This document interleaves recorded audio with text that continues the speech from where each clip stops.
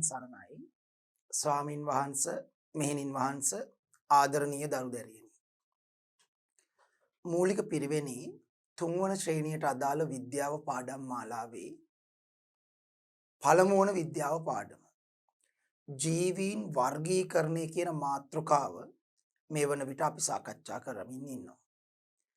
මීට කලින් පරිච්ඡේදයේදී අපි මේ පාඩම ආරම්භක අවස්ථාව ලබා ගත්තා නැත්නම් මේක ආරම්භ කළා. ආරම්භයේදී අපි කතා කරා ජීවීන් කියන්නේ කවුරුන්ද කියන එක. අපි කතා කරුවා පදාර්ථය. හිස් අවකාශය තුල ඉඩක් අත් කර ගන්නා වූ ඕනෑම දෙයක් පදාර්ථයක්. හිස් අවකාශය තුල ඉඩක් අත් කර ගන්නා වූ ඕනෑම දෙයක් පදාර්ථයක්. මේ පදාර්ථ අතර මේ පදාර්ථ නිර්මාණය වෙලා තියෙන්නේ උපපරමාණු කංශු වලින්. උපපරමාණු කංශු එකතු වෙලා පරමාණු නිර්මාණය වෙනවා. පරමාණු නිර්මාණය වෙලා අණු හේවත් සංයෝග හදනවා. අන්නේ සංයෝග වලින් තමයි පදාර්ථය නිර්මාණය වෙලා තියෙන්නේ. හැබැයි මේ අවට පරිසරයේ තියෙන පදාර්ථ අතර ඇතැම් පදාර්ථ අනිකුත් පදාර්ථ නොපෙන්වන සුවිශේෂී ගති ලක්ෂණ කිහිපයක් පෙන්වනවායි කියලා කිව්වා. ඒවට අපි කිව්වේ ජීවී ලක්ෂණ. ඒ ගති ලක්ෂණ වලට කිව්වේ ජීවී ලක්ෂණ. පෝෂණය, ශ්වසනය, බහිස්රාවය, ප්‍රජනනය, උද්දීප්‍යතාවය, සමායෝජනය ආදී මේ සුවිශේෂී ජීවී ලක්ෂණ පෙන්වන පදාර්ථ අපි අනිත් පදාර්ථ වලින් වෙන් කරලා හැඳින්වුවා ජීවීන් කියලා. ජීවී ලක්ෂණ පෙන්වන පදාර්ථ ජීවී. එමෙනි ජීවී ලක්ෂණ නොපෙන්වන පදාර්ථ අපි හැඳින්වුවා අජීවීන් කියලා. අජීවී. ඊළඟට අපි ගත්ත මේ ජීවී පෘථුවිය මත වෙසෙන ජීවීන් ප්‍රධාන කොටස් තුනයි. ශාක, සතුන්, ශුද්‍ර ජීවී. ශාක, සතුන්, ශුද්‍ර ජීවී. දැන් මේ ශාක ගත්තොත් ශාක සහ සතුන් පියවියසට පෙනෙනවා. ඒ නිසා ඒගොල්ලන්ට මහා ජීවීන් කියනවා. පියවියසට පැහැදිලිව හඳුනා ගන්න පුළුවන් ජීවීන් මහා ජීවීන්. මහා ජීවීන් කොටස් දෙකයි ශාක සතුන්. පියවියසට පැහැදිලිව හඳුනාගත නොහැකි ජීවීන් ශුද්‍ර ජීවීන්. පියවියසට පැහැදිලිව හඳුනාගත නොහැකි ජීවීන් ශුද්‍ර ජීවීන්. ඒතර අනිත් පියවියසට පැහැදිලිව නොපෙන්න කණ්ඩායම ශුද්‍ර ජීවීන් ඉන්නවා. පියවියසට පැහැදිලිව පෙන්න මහා ජීවීන් කොටස් දෙකයි ශාක සතුන්. ඒ අනුව පෘථුවියේ ඉන්න ජීවීන් මූලිකව කොටස් තුනයි ශාක සතුන් ශුද්‍ර ජීවීන්. දැන් ශාක ගත්තොත් එකිනෙකට වෙනස් ලක්ෂණ තියෙන ශාක වර්ග ගණනාවක් පෘථුවියේ තියෙනවා.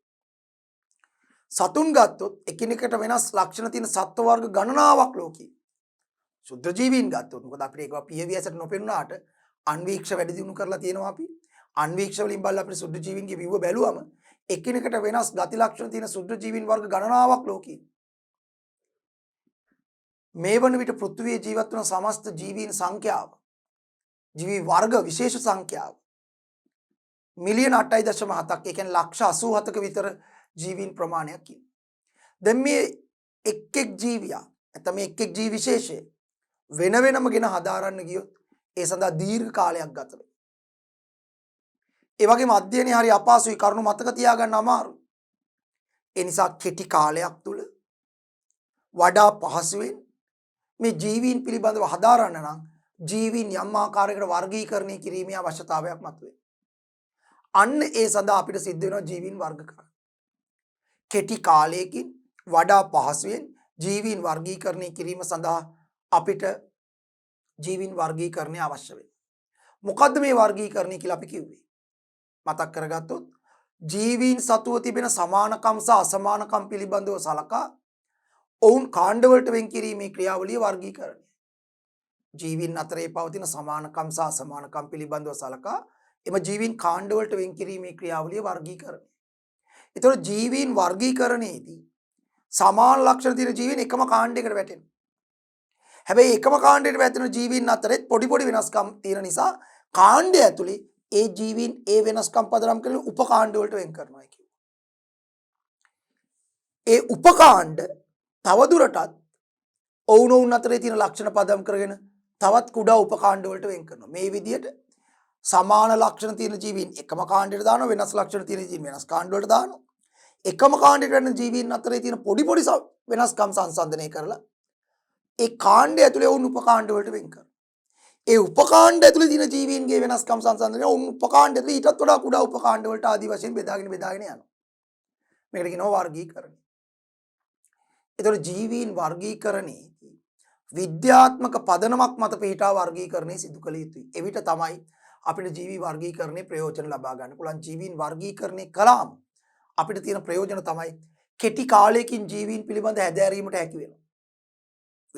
සාර්ථක විද්‍යානුකූල පදනමක් මත ජීවීන් වර්ග කෙරුවොත් කෙටි කාලයක් තුල ජීවීන් අධ්‍යයනය කිරීම පහසු වෙනවා. ඒ වගේම වඩා පහසුවෙන් ජීවීන් පිළිබඳව හදාරන්න පුළුවන් වෙනවා වර්ගීකරණය නිසා. ඒ තමයි වර්ගීකරණයේ ප්‍රයෝජන. ජීවීන් අතරේ තිබෙන පරිණාමික බන්ධුතාවය මොකක්ද කියලා හඳුනා ගන්න පුළුවන් වෙනවා. අතීතයේ පැවති සරල ජීවී ආකාර වලින් ක්‍රමයෙන් වෙනස් වෙමින් අද සිටින ආකාරයේ සංකීර්ණ ජීවීන් බිහි වුණේ කොහොමද කියලා හඳුනා ගන්න පුළුවන් වෙනවා.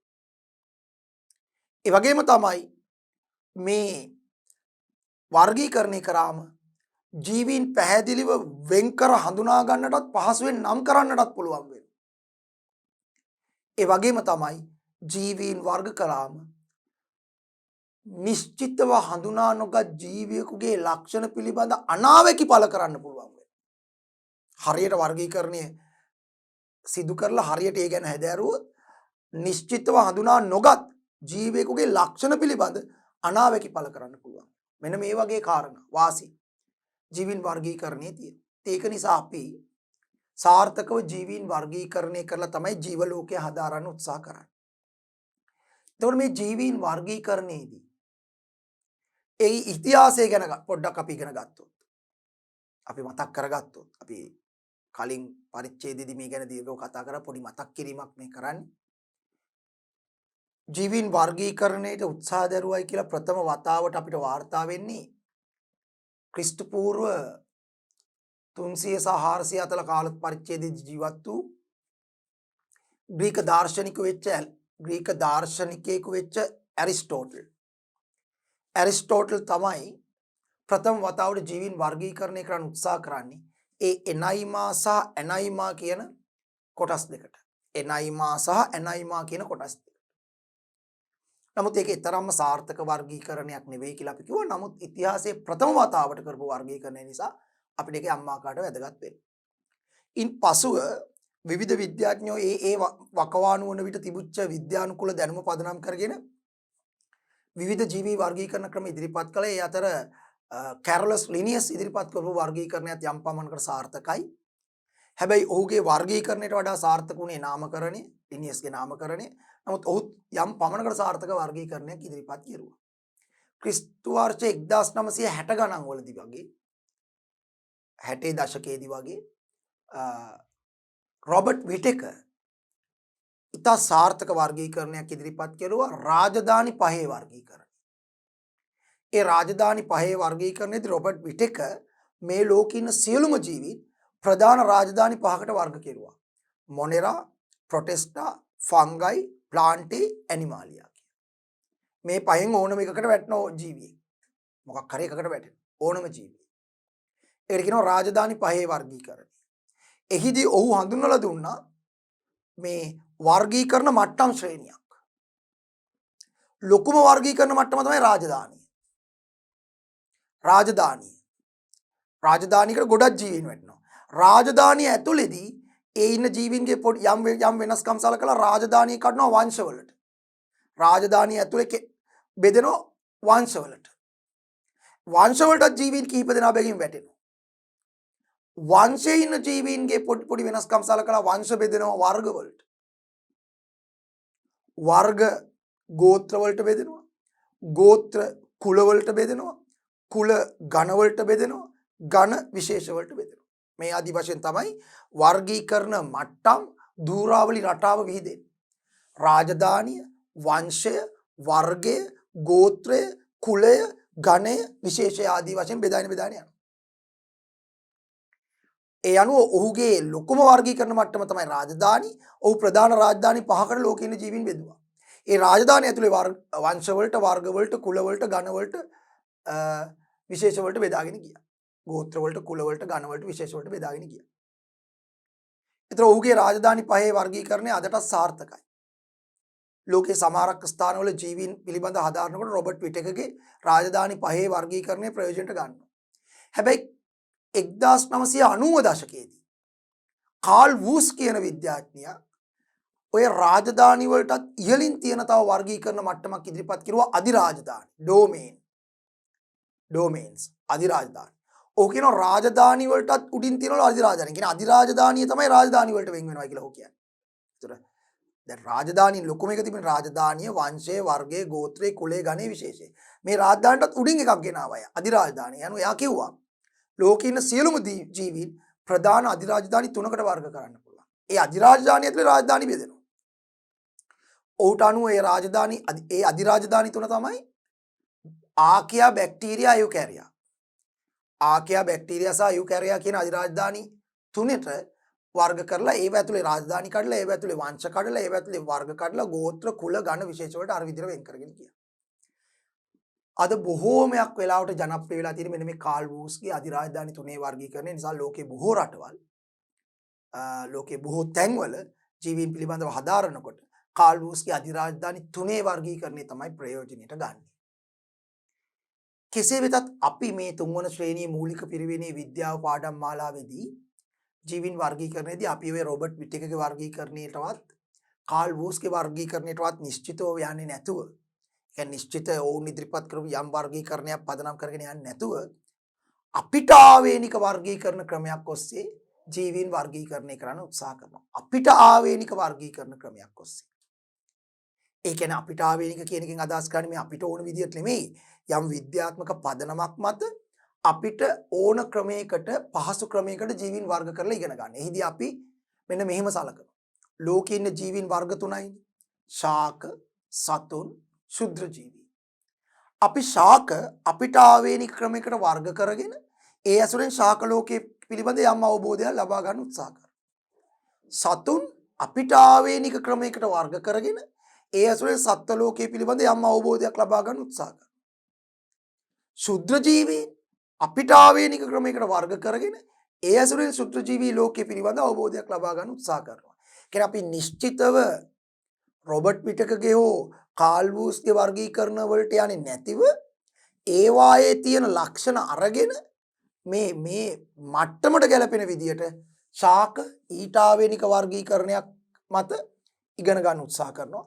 සතුන් ඊට ආවේනික වර්ගීකරණයක් මත ඉගෙන ගන්න උත්සාහ කරනවා. ශුද්‍ර ජීවීන් ඊට ආවේනික වර්ගීකරණයක් මත ඉගෙන ගන්න උත්සාහ කරනවා. යනවා අපි මුලින්ම යන්නේ ශාක වර්ගීකරණයට. ශාක වර්ගීකරණයට. ශාක කියන්නේ පියවි ඇසට පෙනෙන ජීවීන් කාණ්ඩයක්. ඒ කියන්නේ මහා ජීවීන් කණ්ඩායම. පියවි ඇසට පෙනෙන ජීවීන් කණ්ඩායම. මහා ජීවීන් කණ්ඩායම. මේ ලෝකේ මේ වන විට අති විශාල ශාක වර්ග ප්‍රමාණයක් මේ මිහිතලයේ මත තියෙනවා. අති විශාල ශාක වර්ග ප්‍රමාණයක්. ඒවා අතර විශාල විවිධත්වයක් තියෙනවා. ඩයිවර්සිටි එකක් තියෙනවා. රූපියව ගත්තොත් පොඩි පැල ඇටි තියෙනවා. ඊට වඩා ටිකක් උස පැල තියෙනවා. ඊට වඩා ටිකක් උස පඳුරු තියෙනවා. ලොකු රූක්ෂ ගස් තියෙනවා. ප්‍රමාණය අනුව ගත්තත් රූපියව ගත්තත් විවිධයි. සමහර ගස් ඍජු කාෂ්ඨීය කඳක් තියෙනවා. සමහර ඒවාට කාෂ්ඨීය කඳක් නැහැ, බිම දිගේ බිම පුරා පොළොව මත පිට වර්ධනය වෙනවා. ඔය ගුටුකොළ, මූදු බිම් තඹුරු වගේ. සමහර ඒවා ඍජු කඳක් නැතිව වෙනත් ගහකෝ ආධාරකයක් වටා ඇති වර්ධනය වෙනවා. ගම් මිරිස් බුලත් වගේ ඒවා, වෙනිවැල් වගේ. ඉතල බලන්න. ඊළඟට මේවායේ පුෂ්ප ගත්තොත් ගහෙන් ගහට ඒවායේ තියෙන මල් වල විවිධත්වයක් තියෙනවා. පත්‍ර ගත්තොත් අඹ කොළේ වගේද කොස් කොළේ, අඹ පත්‍රයේ වගේද කොස් පත්‍රයේ, කොස් ගහේ පත්‍රයේ වගේද අරලිය ගහේ පත්‍රයේ. ඊට වඩා හාත්පස වෙනස් හැඩයක් නේද මඤ්ඤොක්ක ගහේ පත්‍රයට තියෙන්නේ. අන්න ගහෙන් ගහට, ශාකයෙන් ශාකයට පත්‍රවල විවිධත්වයක් තියෙනවා. කඳන් වලත් විවිධත්වයක් තියෙනවා. දැන් පොල්, තල්, කිතුල් වගේ ශාක වල කඳ අතු වලට බෙදෙන්නේ. අඹ, කොස්, දෙල්, ජම්බු, නාරං මේ වගේ ගස් වල කඳ අතු වලට බෙදෙනවා. මූල පද්ධතියේ තියෙන විවිධත්වය. සමහර ශාකවල තියෙන්නේ තනි මුදුන් මුලක් සහ එයින් නැති වූ පාර්ශ්වික මුල් සහිත මුදුන් මුල් පද්ධතිය. සමහර ශාකවල එහෙම තනි මුදුන් මුලක් නැහැ. ගහේ කඳේ පාදී කොටසින් හැමතැනින්ම පොඩි තන්තු මුල් ගොඩාක් ඇති වෙච්ච තන්තු මූල පද්ධතියක් තියෙනවා. ඒතකොට විවිධාකාර වෙනස්කම්. විවිධ අති විශාල විවිධත්වයක් තියෙන එකිනෙකට වෙනස් ශාක වර්ග අති විශාල ප්‍රමාණයක් මේ මිහිතලයේ මත මේ වන විට ජීවත් වෙන පවතිනවා. මීට කලින් පැවතිච්ච අද වන විට නැති වෙලා වඳ වෙලා ගියපු ශාක වර්ගත් අති විශාල ප්‍රමාණයක් තියෙනවා. දැනට මිහි පිට පවතින එකිනෙකට වෙනස් ශාක වර්ග අති විශාල ප්‍රමාණයක් තියෙනවා. ඒවා අතර විශාල විවිධත්වයක් තියෙනවා. අති විශාල විවිධත්වයක්. ශාකෙන් ශාකයට පත්‍ර වෙනස්, ශාකෙන් ශාකයට කඳ වෙනස්, ශාකෙන් ශාකයට මුල් වෙනස්, ශාකෙන් ශාකයට පුෂ්පය වෙනස්, බීජ වෙනස්. මේ බීජ ගත්තොත් නේ සමහර බීජවල බීජපත්‍ර දෙකයි, සමහර බීජවල බීජපත්‍ර එකයි. ඒක බීජපත්‍රී ද්විබීජපත්‍රී කියලා අපි ශාක වර්ග කරන්නේ ඒක නිසා. ඵලය ගෙඩි ඵල සමහර ශාකවල ඵල හට ගන්නවා, සමහර ශාකවල ඵල හට ගන්නෑ නැහැ. ඵල හට ගන්න ශාකවලත් ඵලෙන් ඵලෙ වෙනස්. දැන් කොස් ගෙඩිය වගේ නෙමෙයි අඹ ගෙඩිය. අන්නාසි ගෙඩිය ඊට හත්පස වෙනස්. පේර ගෙඩිය ඊට හත්පස වෙනස්. අති විශාල විවිධත්වය. ඒ නිසා අපිට ලොකු ගැටලුවක් එනවා. කොහොමද අපි මේ තරම් විවිධත්වයක් තියෙන ශාක අධ්‍යයනයේ පහසු කරගන්න වර්ග කරන්නේ මොන නිර්ණායකයේ පදනම් කරගෙනද? කුමන නිර්ණායකයක් පදනම් කරගෙනද ශාක වර්ගීකරණය සිද්ධ කරන්නේ කියන එක පිළිබඳව අපිට ගැටලුවක් එනවා. විවිධ නිර්ණායක පදනම් කරගෙන ශාක වර්ගීකරණය කරන්න පුළුවන්. විවිධ නිර්ණායක පදනම් කරගෙන. හැබැයි මම කිව්වා අපි මෙතනදී සාර්ථකව හදාරන්නම් විද්‍යානුකූල පදනමක ඉඳලා වර්ගීකරණය කරන්න ඕනේ. යනෝ විද්‍යානුකූලව ශාක වර්ග කර ගන්නවා නම් අපිට වර්ග කරගන්න තියෙන හොඳම ක්‍රමය තමයි පුෂ්ප හට ගන්නවද නැද්ද කියන එක. මල් හට ගන්නවද නැද්ද කියන එක. ඒ අදාළ ගහේ ශාකේ මල් හට ගන්නවද නැද්ද කියන එක. මල් හට ගන්නා ශාක තියෙනවා මේ ලෝකේ, මල් හට නොගන්නා ශාක තියෙනවා. සාමාන්‍යයෙන් මල් හට ගන්නා ශාක ටිකක් දියුණු පරිණාමික දියුණු උසස් ශාක කියලා තමයි අපි සලකන්නේ. මල් හට ගන්න නැති ශාක කියන්නේ පරිණාමිකව අරගොල්ලන්ට සාපේක්ෂව පරිණාමිකව ටිකක් පහත් නොදියුණු ශාක කියලා තමයි අපි සලකන්නේ. පරිණාමේ පුෂ්ප හට ගන්න නැත්තන් ශාකේ ඒක පරිණාමිකව ටිකක් නොදියුණු ශාකයක්. ශාක පරිණාමයත් එක්ක ශාක ක්‍රමෙන් දියුණු වෙනකොට තමයි ඒ ශාකවල පුෂ්පේවත් මල් හටගත්තේ. ඒ නිසා අපිට ශාක ප්‍රධාන කොටස් දෙකකට වෙන් කරන්න පුළුවන්. මල් හට ගන්නා ශාකවත් පුෂ්ප හට ගන්නා ශාක, පුෂ්ප හට නොගන්නා ශාක. පුෂ්ප හට ගන්නා ශාක වලට අපි කියනවා සපුෂ්ප ශාක. සපුෂ්ප කියන්නේ පුෂ්ප සහිත ශාක. සපුෂ්ප ශාක. මල් හට නොගන්නා පුෂ්ප හට නොගන්නා ශාක වලට කියනවා අපුෂ්ප ශාක. අපුෂ්ප ශාක. ඒ අනුව ශාක මූලිකව කොටස් දෙකකට වෙන් කරන්න පුළුවන්. සපුෂ්ප ශාකේවත් මල් හට ගන්නා ශාක, අපුෂ්ප ශාක මල් හට නොගන්නා ශාක. ඒ අනුව අපිට ශාක මූලිකව කොටස් දෙකකට වෙන් කරන්න පුළුවන්. ශාක ප්ලාන්ට්ස් මූලිකව කොටස් දෙකකට වෙන් කරන්න පුළුවන්.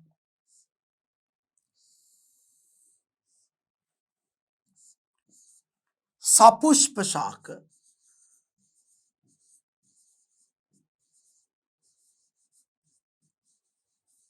මල් හට ගන්නා ශාක. මේ මල් හට නොගන්නා ශාක මොනවද? අපුෂ්ප ශාක.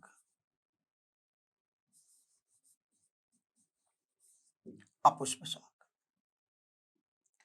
දැන් මම කිව්වා මේ අපුෂ්ප ශාක කියන්නේ පරිණාමිකව ටිකක් නොදියුණු ශාක.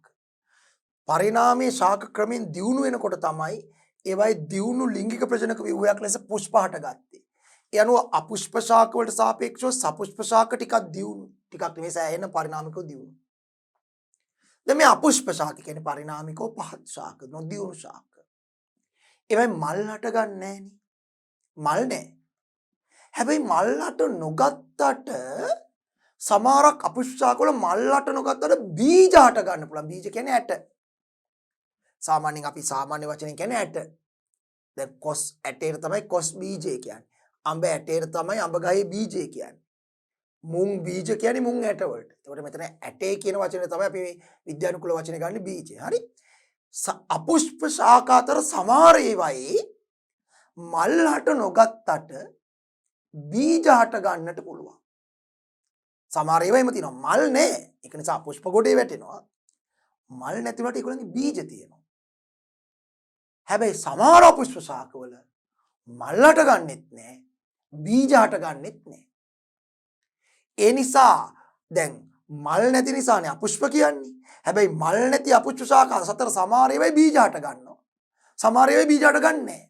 එතකොට අපිට මේ අපුෂ්ප ශාක බලන්න අර කාණ්ඩය ඇතුලේ නැවත අර බීජ හට ගැනීම හට නොගැනීම පදනම් කරගෙන නැවත මේ අපුෂ්ප ශාක කොටස් දෙකකට වෙන් කරන්න පුළුවන් උප කොටස් දෙකකට.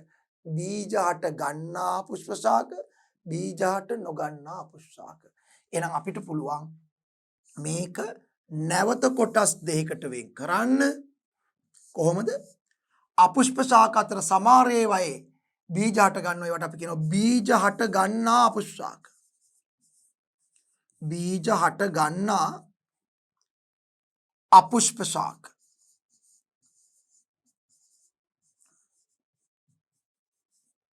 මේකට කියනවා බීජ හට නොගන්නා අපුෂ්ප ශාක. ඒකවල මලුත් නැහැ බීජත් නැහැ. බීජ හට නොගන්නා අපුෂ්ප ශාක. ඒකට දැන් මේ දෙගොල්ලන්ගෙන් කියන්නේ අපුෂ්ප ශාක සපුෂ්ප ශාක වලට වඩා පහත් නොදියුණුයි. ඒ නොදියුණු අපුෂ්ප ශාක අතරින් බීජ හටගන්නේ ඒගොල්ලෝ බීජ හට නොගන්නේ ඒගොල්ලන්ට වඩා ටිකක් දියුණු. අරගොල්ලන්ට සාපේක්ෂව මේගොල්ලන්ගේ මල් නැතුණට අඩුම ගානේ බීජ හරි හට ගන්න ඇට හරි. මේගොල්ලන්ගේ මලුත් නැහැ, අපුෂ්පයි බීජත් නැහැ.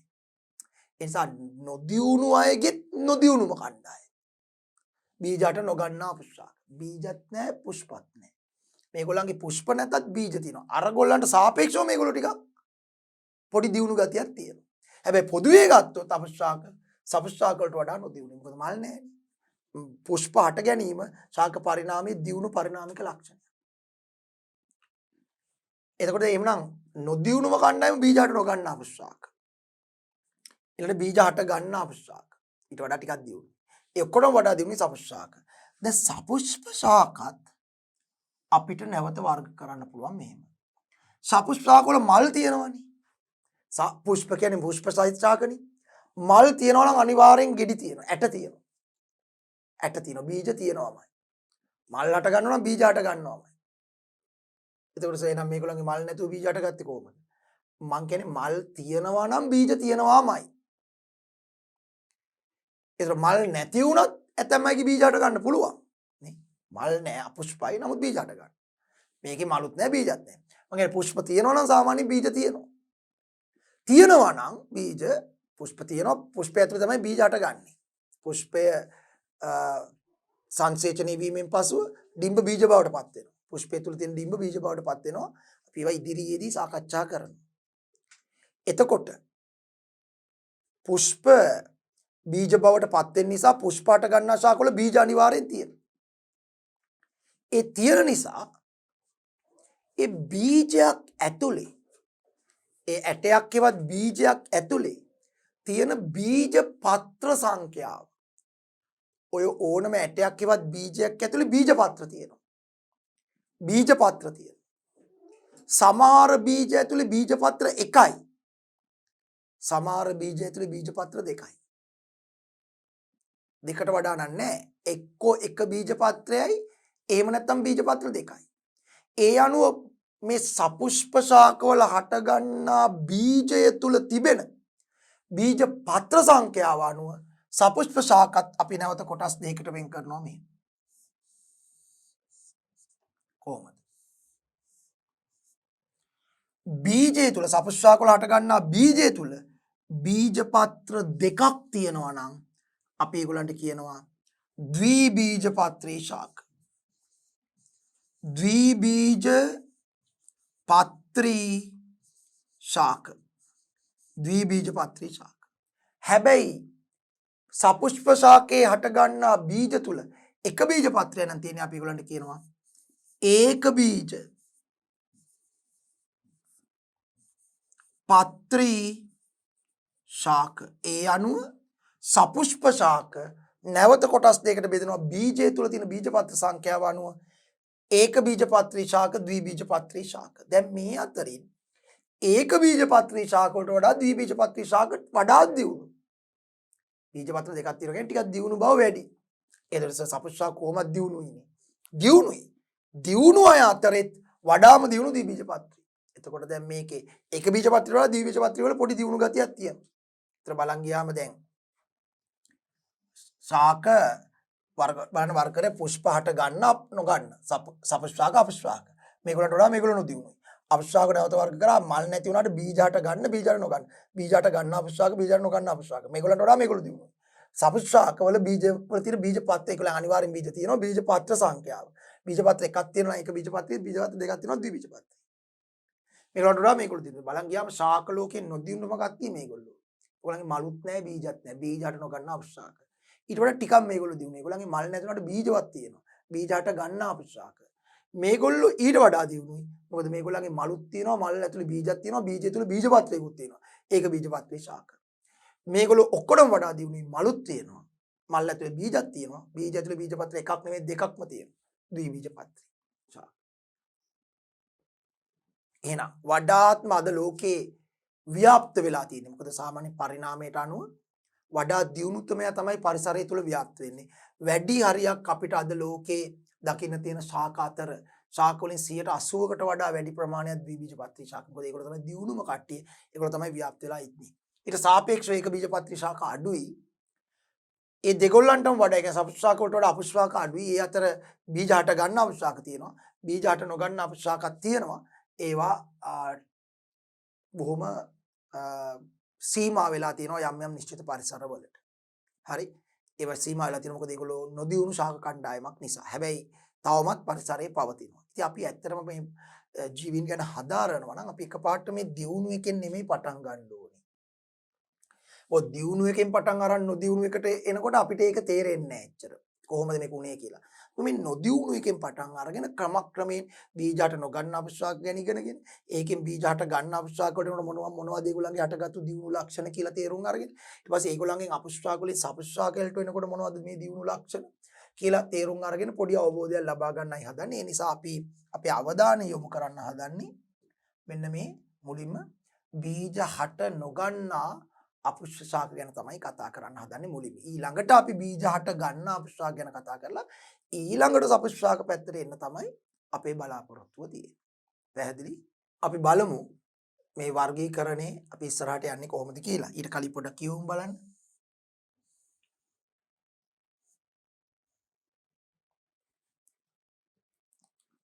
ශාක වර්ගීකරණය.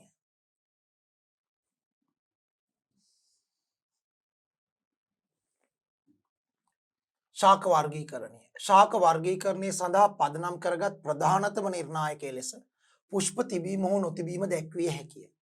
මේ අනුව ශාක ප්‍රධාන කාණ්ඩ දෙකකට බෙදා දැක්විය හැකිය. අපුෂ්ප ශාක, සපුෂ්ප ශාක. අපුෂ්ප ශාක, සපුෂ්ප ශාක. පුෂ්ප හට නොගන්නා ශාක අපුෂ්ප ශාක වේ. අපුෂ්ප ශාක නැවත කාණ්ඩ දෙකකට බෙදේ. බීජ හට නොගන්නා අපුෂ්ප ශාක, බීජ හට ගන්නා අපුෂ්ප ශාක. අර අපේ වර්ගීකරණේ අපුෂ්ප ශාකයි සපුෂ්ප ශාකයි අපුෂ්ප ශාක නැවත වර්ග කරලා බීජ හට ගන්නා අපුෂ්ප ශාක, බීජ හට නොගන්නා අපුෂ්ප ශාක. ඒක තමයි මේ කියලා තියෙන්නේ. අපුෂ්ප ශාක පුෂ්ප හට නොගන්නා ශාක අපුෂ්ප ශාක වේ. අපුෂ්ප ශාක නැවත කාණ්ඩ දෙකකට බෙදෙනවා. බීජ හට නොගන්නා අපුෂ්ප ශාක, බීජ හට ගන්නා අපුෂ්ප ශාක. අපි ඉස්සලම කතා කරන්න හදන්නේ මෙන්න මේ බීජ හට නොගන්නා පුෂ්පාක ගැන. බීජ හට නොගන්නා පුෂ්පාක ගැන තමයි මුලින්ම කතා කරන්නේ. ඊළඟට බීජ හට ගන්නවා. මොකද මේගොල්ලෝ නොදියුණු කට්ටිය. ඒගොල්ලෝ ගැන ඉස්සලා කතා කරමු. බීජ හට නොගන්නා පුෂ්පාක. ඔව්. බීජ හට නොගන්නා පුෂ්පාක ගැන කතා කරනකොට පරිණාමිකව ටිකක් පහත් කණ්ඩායමක් තමයි බීජ හට නොගන්නා පුෂ්පාක. මේගොල්ලන්ට උදාහරණයක් කියනවා සෙලජිනෙල්ලා, නෙප්‍රොලෙපිස්, පොගනාටු, මාකැන්ටියා, ඩ්‍රයිනේරියා, ඇක්‍රොස්ටිකම්, ගිනිහොට වගේ ශාක අපිට මේ බීජ හට නොගන්නා පුෂ්පාක හැටියට ගන්න පුළුවන්. මේගොල්ලන්ගේ විශේෂත්වය තමයි මේගොල්ලන්ගේ පුෂ්පත් නැහැ, බීජත් නැහැ. පරිණාමිකව ටිකක් නොදියුණු. මාකැන්ටියා, නෙප්‍රොලෙපිස්, සෙලජිනෙල්ලා, පොගනාටු, ඇක්‍රොස්ටිකම්, ඩ්‍රයිනේරියා, ගිනිහොට වගේ ශාක. එතකොට මේගොල්ලන්ගේ දැන් බීජත් නැහැනේ. පුෂ්පත් නැහැ, බීජත් නැහැ. එතකොට මේගොල්ලන්ගේ ව්‍යාප්තිය වෙන්නේ කොහොමද? මේගොල්ලන්ගේ ව්‍යාප්තිය මූලිකවම වෙන්නේ කියන්නේ මේගොල්ලෝ තමන්ගේ වර්ගය අභෝ කරගන්නේ කොහොමද? දැන් පුෂ්ප තියෙනවා නම් පුෂ්ප වලින් ලිංගික ප්‍රජනනයෙන් කරන්න පුළුවන්. තම වර්ගය අභෝ කරගන්න පුළුවන්. පුෂ්ප නැතත් බීජ තියෙනවා නම් ඒත් ලිංගික ප්‍රජනනයෙන් වෙනවා. දැන් මේගොල්ලන්ගේ පුෂ්පත් නැහැ, බීජත් නැහැ. බීජ හට නොගන්නා පුෂ්ප ශාක. එතන මේගොල්ලන්ගේ ප්‍රජනනය ඒවත් වර්ගය අභෝ කිරීම වෙන්නේ බීජාණු කියලා හැඳින්වෙන ඉතා කුඩා අන්වීක්ෂීය සෛල වර්ගයකින්. ඒක ඇසට පෙනෙන්නේ නැහැ. ඉතා කුඩා අන්වීක්ෂීය සෛල වර්ගයක් බීජාණු කියලා හැඳින්වෙන. බීජ නෙවෙයි බීජාණු. හරි. බීජාණු. බීජාණු ලෙස හැඳින්වෙන ඉතා කුඩා අන්වීක්ෂීය සෛල විශේෂයක් හට ගන්නවා මේගොල්ලන්ගේ. සාමාන්‍යයෙන් ඒවා බොහෝ වෙලාවට හටගන්නේ මේගොල්ලන්ගේ පත්‍රවල යටිපැත්තේ හට ගන්නවා පොඩි කළු පාටට හුරු දුඹුරු පාට විව්ව. ඒවා හැට පේනවා. ඒවට කියන්නේ බීජාණු දානි. බීජාණු දානි. ඒවට කියන්නේ බීජාණු දානි. බීජාණු දානි කියලා කියන්නේ. පත්‍රවල බොයලට යටපැත්තේ හටගන්නේ යටපැත්ත පරීක්ෂා කරාම නිකන් කළු පාට උඩු දුඹුරු පාට ඩොට් ඩොට් වගේ තියෙනවා. පොඩි තිත් තිත් වගේ. ඒ එක තිතක් බීජාණු දානියක්. ඒක යන්තම් ඇහැට පේනවා. ඒ බීජාණු දානිය ඇතුලේ ඇසට නොපෙනෙන බීජාණු ගොඩාක් තියෙනවා. බීජාණු දරා සිටින ව්‍යුහය කියන අර්ථය ඇතුව තමයි මේකට කියන්නේ බීජාණු දානිය කියලා. බීජාණු දරා සිටින ව්‍යුහය බීජාණු දානිය. ඒතර බීජාණු දානිය ඇතුලේ බීජාණු කියන අන්වීක්ෂීය ව්‍යුහ තියෙනවා. ඒවා බීජාණු දානිය ඇතුලේ යම් කාලයක් අක්‍රීය කාල පරිච්ඡේදයක් ගත කරනවා. මොකද බීජාණු දානිය ඇතුලේ තියෙන බීජාණු යම් කාලයක් යනවා පරිණත තත්ත්වයටපත් වෙනවා. ඒ පරිණත තත්ත්වයටපත් වෙනකන් ඒගොල්ලෝ අර පාත්‍රයේ යටිපැත්තේ තියෙන බීජාණු දානි වල ඒ බීජාණු අක්‍රීයව ගත කරලා යම් කාලයකට පස්සේ බීජාණු දානි පුපුරලා පේන්නේ නැහැ පුපුරනවා පිපිරිලා ඒ ඇසට නොපෙනෙන බීජාණු වාතය හරහා ව්‍යාප්ත වෙනවා. බොහෝ වෙලාවට වාතය හරහා යන්නේ. වාතය හරහා ව්‍යාප්ත වෙලා වෙනත් පරිසරයකට වැටුනම ඒ පරිසරයේදී බීජාණු ප්‍රෝණය වෙලා නව ශාක ඇති කරනවා. ඒක තමයි වෙන්නේ. එතකොට මේ ඒ බීජාණු ඇහැට පේන්නේ. දැන් අපි මේ කතා කරන වාතයේත් සමහර වෙලාවට අපුෂ්පාක වල බීජාණු තියෙන පුළුවන්. ඉතා අන්වීක්ෂයයි ඇහැට පේන්නේ නැහැ. වාතය හරහා යන්න පුළුවන්.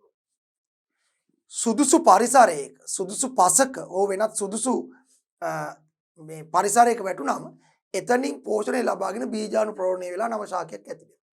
දැන් මේ අපුෂ්ප ශාක මේ බීජ හට නොගන්න අපුෂ්පාක හුඟක් වර්ධනය වෙන්නේ පොළවේ තමයි. හැබැයි සමහර අය පොළවේ නැතුව වෙන ගස් උඩත් වර්ධනය වෙනවා. ඒවට කියනවා අපිශාක. පොළොව මත නැතුව වෙනත් ශාකයක් උඩ වර්ධනය වෙනවා. අපිශාක. සමහර මීවන වර්ග. අපි දැකලා තියෙනවා ගස් උඩ වැඩිලා තියෙන ගස්. හැබැයි මේ උඩ වැඩියා නෙවෙයි. හොඳයි උඩ වැඩියා කියන්නේ ඕකිඩ්ස් නෙවෙයි. ඕකිඩ් වර්ගත් එහෙම වැඩෙනවා. ඒක නෙවෙයි මේ කියන්නේ මේ මීවන වර්ග. සමහර පාසි වර්ග. පාසිත් වැටෙන්නේ මේ බොහෝ පාසි වැටෙන්නේ මෙන්න මේ බීජ හට නොගන්න අපුෂ්පාක වලට. පාසි වර්ග සමහර ගස් උඩ පාසි වැඩිලා තියෙනවා. සමහර මීවන වර්ග වැඩිලා තියෙනවා. ෆර්න්ස් හරි මීවන පර්ණාංග වර්ග වැඩිලා තියෙනවා. ඒවා බීජ හට නොගන්න අපුෂ්පාක. සමහර ඒවා පොළවේ වර්ධනය වෙනවා. ඒකට ප්‍රශ්නනේ බීජාණු ගිල වැටෙන්නේ කොහෙද කියන එක. සුදුසු පසක වැටුනොත් පසේ වර්ධනය වෙනවා. පසක් නැතුව සුදුසු ශාකයක් මත එතන පෝෂණ ද්‍රව්‍ය තියෙන තැනක වැටුනොත් එතන වර්ධනය. ඒ විදිහට එයාට ශාකයේද පස්සද කියන එක අදාළ නැහැ. ඒතර අපි ශාකයක් මත වර්ධනොත් අපි කියනවා අපි ශාකයක් කියලා. අපි ශාක කියන්නේ වෙනත් ශාකයක් වෙනත් උපස්තරයක් මත වර්ධනය වෙන ශාක. පොළොව හැර වෙනත් උපස්තරයක් මත වර්ධනය වෙන ශාක අපි ශාක. එතකොට ඊළඟ මේගොල්ලොන්ගේ ඊළඟ ලක්ෂණය තමයි ස්වාමීන් වහන්සේ දරුවනේ මේගොල්ලෝ හුඟක් වෙලා පරිණාමිකව ටිකක් නොදියුණුයිනේ. ඒ නිසා මේගොල්ලෝ මේ ශාක තෙතමනය සහ සෙවන සහිත පරිසරවල ජීවත් වෙන කැමැත්තක් දක්වනවා. තදට පායන කාෂ්ඨක පොළොවල් වල බීජාට නොගන්න අපශාක නෑ වැඩි. ඒගොල්ලෝ නෑ. තෙතමනය සහ සෙවන සහිත ඔය වතුර ගලාගෙන යන ගලා යන දිය සීරාවන් අසල. එහෙම නැත්නම් ගලන ඇලවල් දොළවල් වල දෙපැත්තේ තෙතමනේ තියෙනවා. ලොකු ගස් තියෙන නිසා සෙවණක් තියෙනවා. හරිද? තෙතමනේ සහ සෙවණ සහිත පරිසර වලට පොඩි ප්‍රියතාවයක් දක්වනවා. ඒ වගේ පරිසර වල තමයි මේගොල්ලෝ වර්ධනය වෙන්නේ. තෙතමනේ සහ සෙවණ සහිත පරිසර වල වර්ධනය වෙන්නේ. ඊළඟට මේගොල්ලෝ අත සමහර අය ඉන්නවා. මේ බීජාට නොගන්න අපුෂ්ඨාක වල සමහර අයගේ ශාකදේ කඳ මුල් සහ පත්‍ර වලට විභේදනය වෙලා නැහැ. අපි සාමාන්‍යයෙන් ශාකයක් ගත්තම මේක කඳ මේ මුල් මේ පත්‍ර කියලා කොටස් තුන වර්ග කරගන්න පුළුවන් නේ ඕනම ගහක් ගත්තම. ඒ බීජාට නොගන්නා අපුෂ්ප ශාකවල තියෙන සමහර හැමෝම නෙවෙයි. සමහර ශාක උදාහරණ මා කැන්ටියා. දැන් මා කැන්ටියා කියන්නේ බීජාට නොගන්නා අපුෂ්ප ශාකයක්. එයාගේ මා කැන්ටියා ගත්තම එයාගේ කඳ මුල් පත්‍ර කියලා වෙන් කරන්න බෑ. එහෙම වෙන් වෙලා නැහැ. පැතලි තලසක් පොළොව මත හෝ වෙනත් උපස්තරයක් මත වැඩෙන පැතලි තලසක් තලසාකාර ශාක දේහයක් තියෙනවා. ඒ තලසේ කඳ මොකද්ද මුල මොකද්ද පත්‍රේ මොකද්ද කියලා අපිට වෙන් කරගන්න බෑ. එහෙම වෙන් වෙලා පේන්නේ නැහැ. එහෙම වෙන් වෙලා පේන්නේ නැහැ. හරි? එහෙම වෙන් වෙලා බලන්න බෑ. පේන්නේ නැහැ. අපි කියනවා කඳ මුල් සහ පත්‍ර වලට විභේදනයේ නොවු තලසාකාර ශාක දේහයක් ඇතැම් බීජාට නොගන්න අපුෂ්ඨාක වලට තියෙනවා. හැබැයි සමහරක් බීජාට නොගන්න අපුෂ්ඨාක වලට එහෙම නැහැ.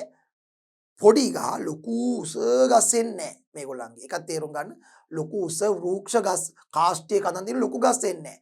බොහෝ වෙලාවට පැලෑටි එහෙම නැත්නම් යන්තම් උස පඳුරු. හැබැයි එකම එකක් තියෙනවා. නැත්තේත් නැහැ. ගිනිහොට ශාකේ. යා ටිකක් ලොකු ගහක්. ගිනිහොට වගේ මීවන වර්ග වල තියෙන ටික ලොකු ඒවා. එයන අනිත් හුඟක් බීජාට නොගන්න අපුෂ්ඨාක එක්ක පැලෑටි එහෙම නැත්නම් පඳුරු. හැබැයි ඒකේ සමහරක් වෙලාවට සමහර නෙමෙයි හැම වෙලාවෙම වගේ කඳ මුල් පත්‍ර දකින්න පුළුවන්. ඒක නිසා ඒ කියන්නේ බලන්න පරිණාමී නොදියුණු පැත්තේ නිසා සමහරක් අයගේ ශාකදේ කඳ මුල් පත්‍ර වලට විභේදනය වෙලා තියෙනවා. දැන් පොගනාටුන්ගේ නෙප්‍රොලෙපිස්ගේ එහෙම තියෙනවා. සෙලජිනෙල්ලාගේ එහෙම තියෙනවා.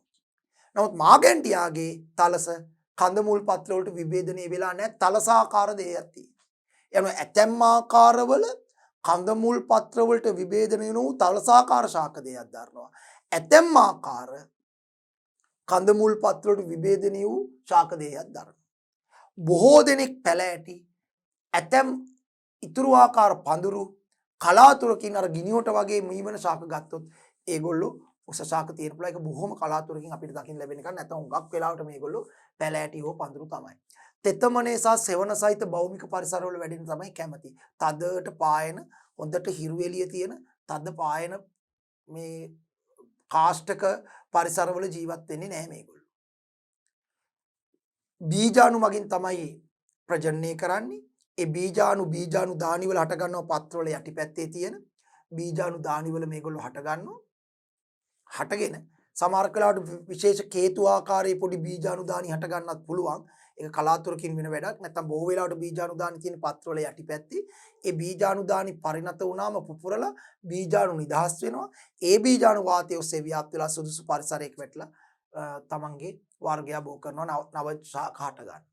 ඒ තමන්ගේ වර්ගයේ නව ශාක හට ගන්න. එතකොට ඒ වගේම මේගොල්ලන්ගේ පෝෂණ විලාසය ගත්තොත් මේගොල්ලෝ සියලු දෙනා ප්‍රභා සංශ්ලේෂණයෙන් තමන්ගේ ආහාර නිපදවා ගන්නවා. ස්වයංපෝෂී. ප්‍රභා සංශ්ලේෂණයෙන් තමන්ගේ ආහාර නිපදව ගන්න ස්වයංපෝෂී ජීවි. ස්වයංපෝෂී.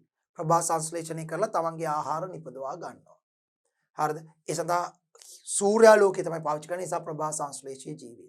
ස්වයංපෝෂී ජීවීන් අනික් අයගෙන් ආහාර ඉල්ලන්නේ තමන්ම නිපදවා ගන්නවා. එතකොට ස්වාමීන් වහන්සේලාට දරුවන් ප්‍රශ්න කියනකොට අපි ශාක ඒගොල්ලොත් එහෙමද? ඒගොල්ලෝ වෙන උපස්තරයක් මත වැටුණාට වෙන ශාකයක් මත වෙන තාපයක් මත ඒ වගේ එකක් මත වැටුණාට ඒගොල්ලෝ ප්‍රභා සංශ්ලේෂණයෙන් තමන්ගේ ආහාරය නිපදවා ගන්න ස්වයංපෝෂී ජීවී. බීජාට නොගන්න අපුෂ්ඨාක සියලු දෙනා ප්‍රභා සංශ්ලේෂී ස්වයංපෝෂී. තමන්ගේ ආහාර තමන්ම නිපදවා ගන්න. හොඳයි. එහෙනම් අපි බලමු මේගොල්ලන්ගේ ලක්ෂණ ටිකක් මේ බලන්න.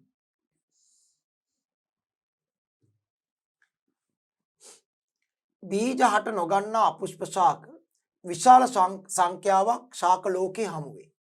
මේවායේ ප්‍රචාරණය සඳහා බීජාණු ඉවහල් වේ. බීජාණු බීජ නෑනේ බීජාණු අර අන්වීක්ෂය බිව. ඇතම් අපුෂ්ප ශාකවල පත්‍රවල යටිපැත්තේ බීජාණු දානිවල බීජාණු හටගනී. බීජාණු යනු අන්වීක්ෂය සෛලාකාරයක් වන ප්‍රජනක ව්‍යුහ වේ.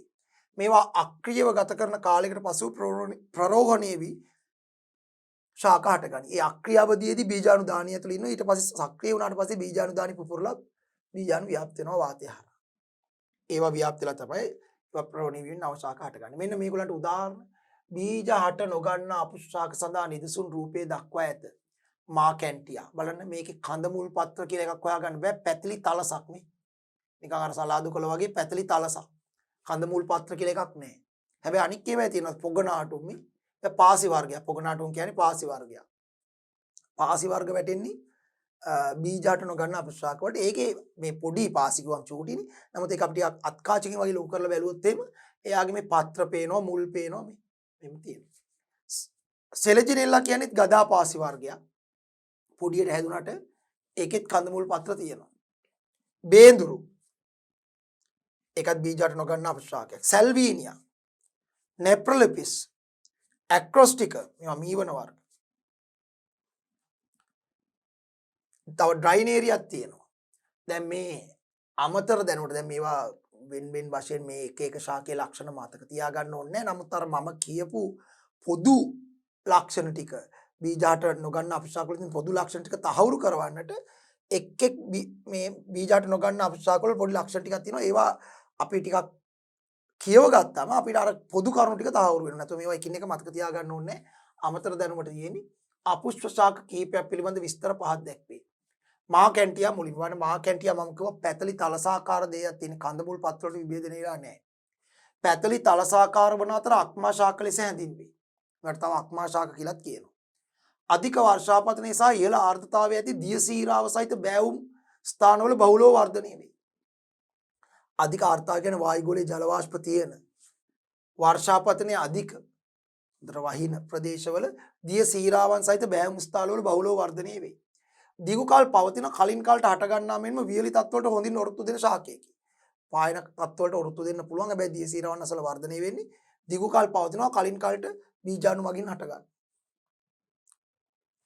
ඊළඟ පොගනාටුම් පාසි වර්ගයක්.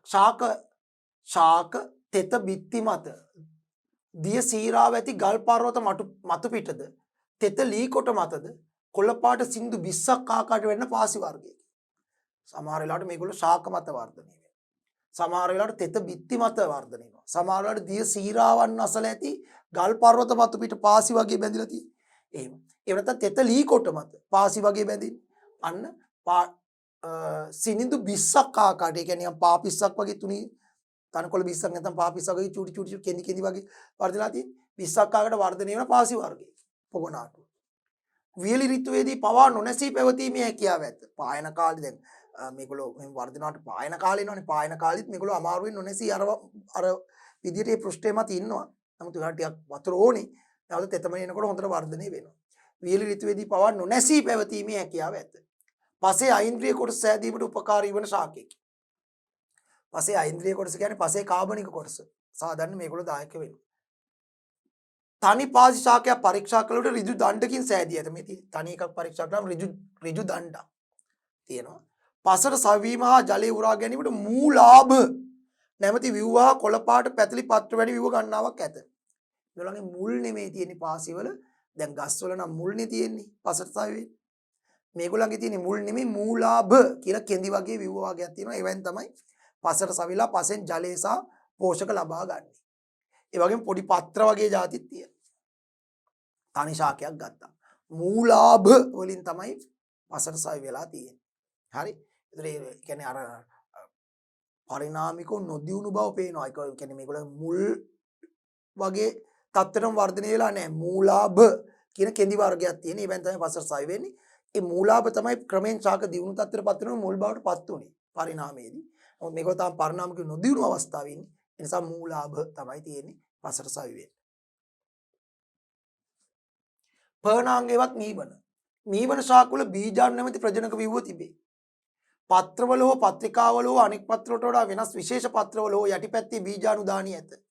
ඒවා දුඹුරු පැහැති තිත් වැනි ව්‍යුහ ලෙස පවතී. බීජාණු දාණි මේරු කල ඒවා පිපිරී බීජාණු ඉවතට හැලෙයි. පර්ණාංග වූ කලී වර්ධනයෙන්ද විලාසයෙන්ද වාසස්ථානෙන්ද පුළුල් විවිධත්වයක් පෙන්වන කරන ශාක පෙළකි. සමහර පර්ණාංග පැල ඇටි පොඩි. සමහර ඒවා පඳුරු, ගිනිහොට වගේ ඒවා ලොකු ගස්. පර්ණාංග වල විවිධත්වයක් තියෙනවා. හැබැයි ඒ ඔක්කොම බීජාට්න ගන්නා පුෂ්‍යාක. නිවර්තන තෙත් වනාන්තරවල බහුලව දක්නට ලැබෙන ඍජු කඳන් සහිත විශාල පත්‍ර දරන ගස් පර්ණාංගයක් වන ගිනිහොට එක් අන්තයක වන අතර සැල්වීනියා වැනි කුඩා ජල රූප ශාඛා අනෙක් අන්තයේ වේ. මේ තියෙන සැල්වීනියා පොඩි පැල ඇටියක්. මේක ගිනිහොට ලොකු ගහක්. මේ දෙකම හැබැයි පර්ණාංග ඒතර ලොකු විවිධත්වයක් තියෙනවා. අලේ ලොකු ගහක් මෙයා ලොකු මේ පොඩි පැල ඇටියක්. හැබැයි දෙන්නම බීජාට නොගන්නා පුෂ්‍යාක වර්ග. සාමූහික වශයෙන් ගත් කල පර්ණාංග තෙතමනටත් සෙවණටත් ලැබියාවක් දක්වයි. පොදුවේ ගත්තොත් බීජාට නොගන්නා පුෂ්‍යාක සියලු දෙනාම තෙතමනට සහ සෙවණට ලැබියාවක් දක්වනවා. ගස් පර්ණාංග ඇර අනෙක් පර්ණාංග බොහෝමයක මාංශලු බෑවුණු කඳ පොළොව මතුපිට හෝ පොළොව යට හෝ පිහිටයි. සෙලජිනෙල්ලා හෙවත් ගදාපාසි. සෙලජිනෙල්ලා ගදාපාසි වර්ගයකි. මේකත් පාසි වර්ගයක් ගදාපාසි කියලා මේකට කියන්නේ. පොළොව මට්ටමින් වැඩි උසකට නොවැඩෙන මෙම ශාකවල කඳන් පස මතුපිටට ආසන්නව හරස් අතර දී අතු බෙදී ඇත. කඳ පසට ආසන්නව පස මතුපිට ඊට ආසන්නව හරස් අතර විහිදිලා අතු බෙදිලා තියෙනවා. කුඩා ප්‍රමාණය නිසා පාසිවල පත්‍රමෙන් කඳ වටා සමීපව පිහිටි පත්‍ර නිසා ඒවා පාසිවලට සමාන වේ. හරස් කඳන් වැඩෙන ශාක අග්‍රවල ගදා හැඩති කේතු සෑදීමේම කේතුවල බීජාණු හටගනී. මේගොල්ලන්ගේ මේ හරහාට වැටෙන කඳේ අතුවල පොඩි කේතු ආකාරයේ විව්වට ගන්නවා. ඒ කේතුවල ඒක තමයි බීජාණු දාණි ඇත්තනම. ඒ කේතු ආකාරයේ විව්වට තමයි කියන්නේ. ඒතර මෙයාගේ බීජාණු දාණි. ඒ බීජාණු තියෙනවා. ඒ බීජාණු පොරල ව්‍යාප්ත වෙනවා. ඒතර මේ තමයි සෙලජිනෙල්ලා. පොදුවේ ගත්තොත් දැන් ඔය අපි එකින් එකනේ ගත්තේ සෙලජිනෙල්ලා ගැනයි, පර්ණාංග ගැනයි, මාකැන්ටියා ගැනයි, පොගනාටුම් ගැනයි වෙන වෙනමනේ. ඒ අපි පොඩ්ඩක් ඒක එක බීජාට නොගන්නා පුෂ්‍යාකයේ වෙන වෙන මාර්ගෙන් ලක්ෂණ බැලුවා. දැන් අපිට වෙනවා පොදු ලක්ෂණ ටීපියක් මේගොල්ලන්ගේ. මේව තමයි කතා කරන්න හදන්නේ. මේක තමයි මතක තියාගන්න ඕනේ. අර එකින් එක මතක තියාගන්න අවශ්‍යතාවයක් නැහැ. බීජාට නොගන්නා පුෂ්‍යාක වල ලක්ෂණ පහත වගුවේ දැන්. ලක්ෂණයේ විශේෂ කරුණු. ව්‍යුහය ගැන ගත්තොත් ඊතා කුඩා ප්‍රමාණයේ ශාක වල සිට විශාල ප්‍රමාණයේ ශාක දක්වා පවතී. දැන් මාකැන්ටියා වගේ එකක් පැතිලි තලසක් නේ. සමහර ඒවා පොඩි පඳුරු, සමහර පාසි වගේ ඒවා නේ චූටි. නමුත් ගිනිහොට වගේ පර්ණාංග ලොකු විවිධත්වයක් තියෙනවා. කුඩා ප්‍රමාණයේ ශාක තලස ලෙස හැඳින්වෙන අතර මුල කඳ පත්‍ර නොපවතී. මුල කඳ පත්‍ර පවතින විශාල ප්‍රමාණයේ ශාක ගස් පර්ණාංග ලෙස හැඳින්වේ. දැන් මාකැන්ටියා වගේ කෙනෙක් ගත්තොත් එයාගේ මම කිව්වා කඳ මුල් සහ පත්‍ර වලට විභේදන නොවු ශාක දෙයක් තියෙන්නේ. ඒ කියන්නේ තලසාකාර ශාක දෙයක් තියෙන්නේ. තලසාකාර ශාක දෙයක් තියෙන්නේ. ඒක නිසා එයාගේ මේ ශාක දෙයේ කඳ මුල් පත්‍ර දකින්න බෑ. නමුත් අනික් පර්ණාංග ගත්තොත් නැත්නම් අනික් බීජාට නොගන්න අපුෂ්‍යාක ගත්තොත් ඒගොල්ලන්ගේ කඳ මුල් පත්‍රය අන්තිමට හරි දකින්න පුළුවන්. දැන් පාසි වර්ග ගත්තොත් ඒගොල්ලන්ගේ මුල් නැහැ, මූලාභ පොඩි පත්‍ර වගේ ඒවා දකින්න පුළුවන්. කඳක් ඉතින් නිශ්චිතව වෙන් කරගන්න බෑ. නමුත් පොඩි කඳ වගේ ව්‍යුහයක් තියෙනවා. හරි. ඒ විදිහට කියන්නේ මේක මොකද පරිණාමය දකින්න. පරිණාමයේ දියුණු වෙමින් පවතිනකොට අර පරිණාමිකව දියුණු ශාක වල කඳ මුල් පත්‍ර මේගොල්ලන්ගේ හැදෙමින් පවතී. සමහර අයගේ තියෙනවා, සමහර අයගේ එහෙම නැහැ, සමහර අයගේ නිකන් තියෙනව නෑ වගේ කඳ මුල් පත්‍ර. ඒ විදිහට ඒව තමයි දියුණු වෙලා දියුණු ශාක වලට එනකොට කඳ මුල් පත්‍ර වලට විභේදනය වුනේ. දැන් අපි මේ පරිණාමය මේගොල්ලන්ගේ ආරම්භක අවස්ථාවනේ කතා කරන්නේ. එතකොට සමහර අයගේ කඳ මුල් පත්‍ර වලට විභේදනය වෙලාම නැහැ. සමහර අයගේ භාගයට විභේදලා දිනවා. සමහර අයගේ හොඳට ඒක දකින්න පුළුවන්. ගස් පර්ණාංග වල වගේ. ඒ විදිහට. පෝෂණය. මෙම ශාක තමා විසින්ම ආහාර නිපදවා ගන්නා ස්වයං පෝෂීන් වේ. අනිවාර්යයෙන්ම ස්වයංපෝෂීන් ප්‍රභා සංශ්ලේෂණයෙන් තමයි ආහාර නිපදවා ගන්න. ආහාර නිෂ්පාදනය සඳහා ආලෝකය උපයෝගී කරගන්න බැවින් ප්‍රභා සංශ්ලේෂණය. සමහර ශාක පස මත වැඩෙන අතර ඇතැම් ශාක වෙනත් ශාක කඳන් මත වැඩෙන අපිශාක වේ. ව්‍යාප්තිය සෙවන සහ තෙතමනේ නිතරම රඳා පවතින අඩු සූර්යාලෝකයේ සහිත භෞමික පරිසරවල ව්‍යාප්තිය ඇත. සෙවන සහ තෙතමනේ සහිත නිතරම රඳා පවතින මං කිව්වා තෙතමනේ සහ සෙවනට කැමති අඩු සූර්යාලෝකය. සූර්යාලෝකයේ වැටෙන්න ඕනේ. නැත්නම් ප්‍රභා සංශ්ලේෂණයට අඩු වෙන නමුත් අර අධික කාෂ්ඨක තද සූර්යාලෝකයට නිරාවරණය වෙන්න කැමැත්තක් නැහැ. අඩු සූර්යාලෝකයේ සහිත භෞමික පරිසරවල ව්‍යාප්ත වෙලා තියෙනවා. ඒ තමයි බීජ හට නොගන්නා පුෂ්පාක. බැලුවම අපිට පේනවා ගොඩක් නොදියුණු ලක්ෂණ මේගොල්ලන්ගේ තියෙන බව. පරිණාමිකව පහත් ශාක විශේෂය තමයි හැබැයි අදටත් ලෝකේ ජීවත් වෙනවා බීජ හට නොගන්නා පුෂ්පාක. ඊට සාපේක්ෂව ගත්තම බීජ හට ගන්නා පුෂ්පාක යම් දියුණු ලක්ෂණ පෙන්වනවා. මොකද ඒගොල්ලන්ගේ මල් නැති වුණාට බීජ හට ගන්නවා. ඒක පොඩි දියුණු ලක්ෂණයක්. ඒක නිසා ඒගොල්ලෝ මේ බීජ හට නොගන්නා පුෂ්පාක වලට වඩා පරිණාමිකව දියුණු ලක්ෂණ පෙන්වනවා. අපි බලමු මේ මොනවද කියලා. දැන් අපි කතා කරන්න හදන්නේ බීජ හට ගන්නා අපුෂ්ප ශාක. බීජ හට ගන්නා අපුෂ්ප ශාකවල තියෙන විශේෂ ලක්ෂණය තමයි ඒගොල්ලන්ගේ පුෂ්ප නැති වුණාට බීජ හට ගන්නවා. මල් නැතත් ඇට හට ගන්නවා. පුෂ්ප නැතත් බීජ හට ගන්නවා. ඒකයි එතකොට ඒගොල්ලෝ අර බීජ හට නොගන්නා අපුෂ්ප ශාක වලට වඩා පරිණාමිකව යම් දියුණු ලක්ෂණයක් පෙන්වනවා. බීජ හට නොගන්න අය මලුත් නැහැ බීජත් නැහැ. මේගොල්ලන්ගේ මල් නැති වුණාට බීජ තියෙනවා. එතකොට දැන් පොඩි ප්‍රශ්නයක් එනවා මල් නැතුව කොහොමද බීජ හටගන්නේ? මේගොල්ලන්ගේ බීජ හටගන්නේ කේතු ලෙස හැඳින්වෙන විශේෂ ප්‍රජනක විව්වවල. සාමාන්‍යයෙන් ශාකයක බීජ හටගන්නේ පුෂ්පවල. පුෂ්පේ සංසේචනය වුණාම පුෂ්ප ඇතුලේ තියෙන ඩිම්බ බීජ බවට පත් වෙනවා. සාමාන්‍යයෙන් ඒක තමයි වෙන්නේ.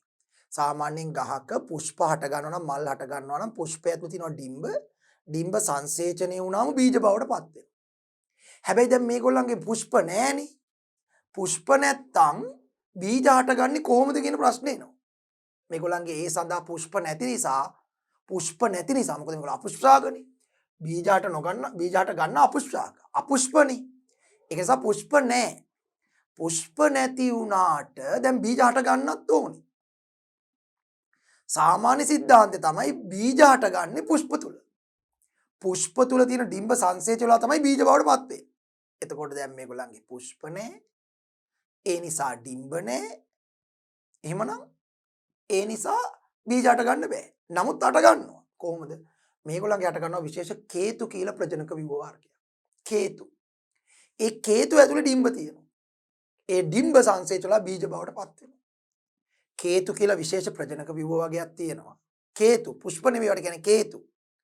සමහර අයට කියන්න පුළුවන් ඒක තමයි ඒ ගහේ තියෙන පුෂ්පය කියලා. එහෙම කියන්න පුළුවන් සමහර අයට. ඔය කේතුව කියන එක තමයි ඒ ගහේ ඇදෙන පුෂ්පය කියලා. ඒ වුණාට ඒක පුෂ්පය නෙමෙයි. පුෂ්පයක මූලික ලක්ෂණ කේතුවේ නැහැ. පුෂ්පයක තියෙන්න ඕනේ ලක්ෂණ කීපයක් තියෙන එක පුෂ්පයක්. ගැන අපි ඉගෙන ගන්නකොට කතා කරන පුෂ්පයක පුෂ්ප වෘන්තයක් තියෙන්න ඕනේ. පුෂ්ප ග්‍රාහකයක් තියෙන්න ඕනේ. මණිපත්‍ර, දලපත්‍ර ඊට පස්සේ පූමාංගයේ තියෙන්න ඕනේ රේණු, පරාගදානීය සූත්‍රිකාව ඊට පස්සේ ජායාංගයේ තියෙන්න ඕනේ කලංකය කියලා ඩිම්බ කෝෂයේ කොටස් තුනකින් යුක්ත ජායාංගය. ඒ කොටස් වලින් සමන්විත වෙනවා නම් තමයි ඒක පුෂ්පය. දැන් මේ කේතු කියලා හටගන්න මේගොල්ලන්ගේ හටගන්න විව්වවල මේ බීජ හටගන්න අපුෂ්පාක වල හටගන්න මේ විව්වවල ඔය කියන ලක්ෂණ නැහැ. ඒ නිසා ඒකට පුෂ්පය කියලා සමහර කට්ටිය තර්ක කරන්න පුළුවන් වුණත් ඒ පුෂ්පයක් නෙවෙයි. ඒ කේතු වල සැඳෙන විශේෂ විව්වයක්. ඒකේ ඇතුලේ හටගන්නවා ඩිම්බ. ඔය ඩිම්බ සංසේචන වෙලා බීජ හටගන්න. එතකොට ඒ හටගන්න බීජ. එතකොට කේතු වල තමයි බීජ හටගන්නේ. කේතු වල තමයි බීජ හටගන්නේ. හරි? එසා මේවට සමහර අය කේතුධර ශාක කියලාත් කියනවා. කේතු දරන්නා වූ ශාක. කේතුධර ශාක කියලාත් කියන වෙලාවල් තියෙනවා. සමහර බීජ හට ගන්න අපුෂ්පාක වලට සමහර අය කියනවා කේතුධර ශාක. කේතු කියන ප්‍රජනක ව්‍යුහ දරන්නා වූ ශාක. කේතුධර ශාක. එතකොට ඒ නම එච්චරම ගැන හිතන්න එපා. එහෙම කිව්වොත් මතක තියාගන්න කේතුධර ශාක කියන්නේ බීජ හට ගන්න අපුෂ්පාක වලට කේතුධර ශාක කියන්නේ කේතු දරන්නා වූ ශාක කියන එක. කේතු යනු මේ බීජ හට ගන්න අපුෂ්පාක වල බීජ හට ගන්නා වූ විශේෂ ප්‍රජනක ව්‍යුහය. ඒවා තුල ඩිම්බ තියෙනවා. ඒ කේතු තුල ඩිම්බ සංසේචන වුණාට පස්සේ ඩිම්බ බීජ බවට පත් වෙනවා. හැබැයි දැන් පුෂ්පයක නම් ඔන්න අහගන්න. පුෂ්පයක් තිබුණ කියන්නේ අපි ඉස්සරහට කතා කරන සපුෂ්ප ශාකවල මල් හට ගත්තාම පුෂ්ප ඇතුලේ ඩිම්බ තියෙනවානේ. ඒ ඩිම්බ සංසේචලා බීජ හැදෙනකොට ඒ හැදෙන බීජ ආවරණය කරනවා ඵලයෙන්. මං කියන එක තේරුම් ගන්න. දැන් පුෂ්ප හට ගන්නා ශාක කියන්නේ සපුෂ්ප ශාකවල මල් හට ගන්නවා. සපුෂ්ප ශාකවල මේගොල්ලන්ගේ නෙවෙයි. සපුෂ්ප ශාකවල මල් හට ගන්නවා. මල් ඇතුලේ ඩිම්බ තියෙනවා. පුෂ්ප ඇතුලේ ඩිම්බ තියෙනවා. ඒ ඩිම්බ සංසේචන වුණාට පස්සේ ඩිම්බ බීජ බවට පත් වෙනවා. ඩිම්බ බීජ බවට පත් වුණාට පස්සේ ඒ ඩිම්බ දරා හිටපු ඩිම්බ කෝෂේ ඵලයක් බවට පත් වෙනවා. ඒ ඵලෙන් බීජ ආවරණය වෙනවා. දැන් උදාහරණයකට අඹ ඇටේ අඹ ගෙඩියෙන් ආවරණය වෙලා තියෙනවා. මොකද අඹ ගහේ මල් හට ගන්නවා සපුෂ්ප ශාකයක්. එතකොට ඒකේ තියෙන මලේ තියෙන ඩිම්බ ටික සංසේචනාව ඩිම්බ බීජ බවට පත් වෙනවා. ඒක තමයි අඹ ඇට හැදෙන්නේ. ඒ ඇටේ පිටතට විවෘත වෙලා නැහැ. ඒක ඵලයකින් ආවරණය වෙලා තියෙන්නේ. අඹ ගෙඩිය කියන ඵලයෙන් ආවරණය වෙලා තියෙන්නේ. දැන් ගස් ලැබු කියන්නේ සපුෂ්ප ශාකයක් මල් හට ගන්නවනේ. ඒ මල් ඇතුලේ ඩිම්බ තියෙනවා. ඒ ඩිම්බ සංසේචනය වෙනවා. ඒකට බීජ බවට පත් වෙනවා. අපිනවා ගස් ලැබු ඇට හැදෙනවා. හැබැයි ඒකට පිටතට විවෘත වෙලා නැහැ. ඒක ගස් ලැබු කියන ඵලයෙන් ආවරණය වෙලා ඵලයෙන් ආවරණය වෙලා. දැන් මේගොල්ලන්ගේ පුෂ්ප නැහැනේ. දැන් මේගොල්ලන්ගේ පැත්තට හැරෙන්න. මේගොල්ලන්ගේ පුෂ්ප නැහැ. කේතුනේ තියෙන්නේ.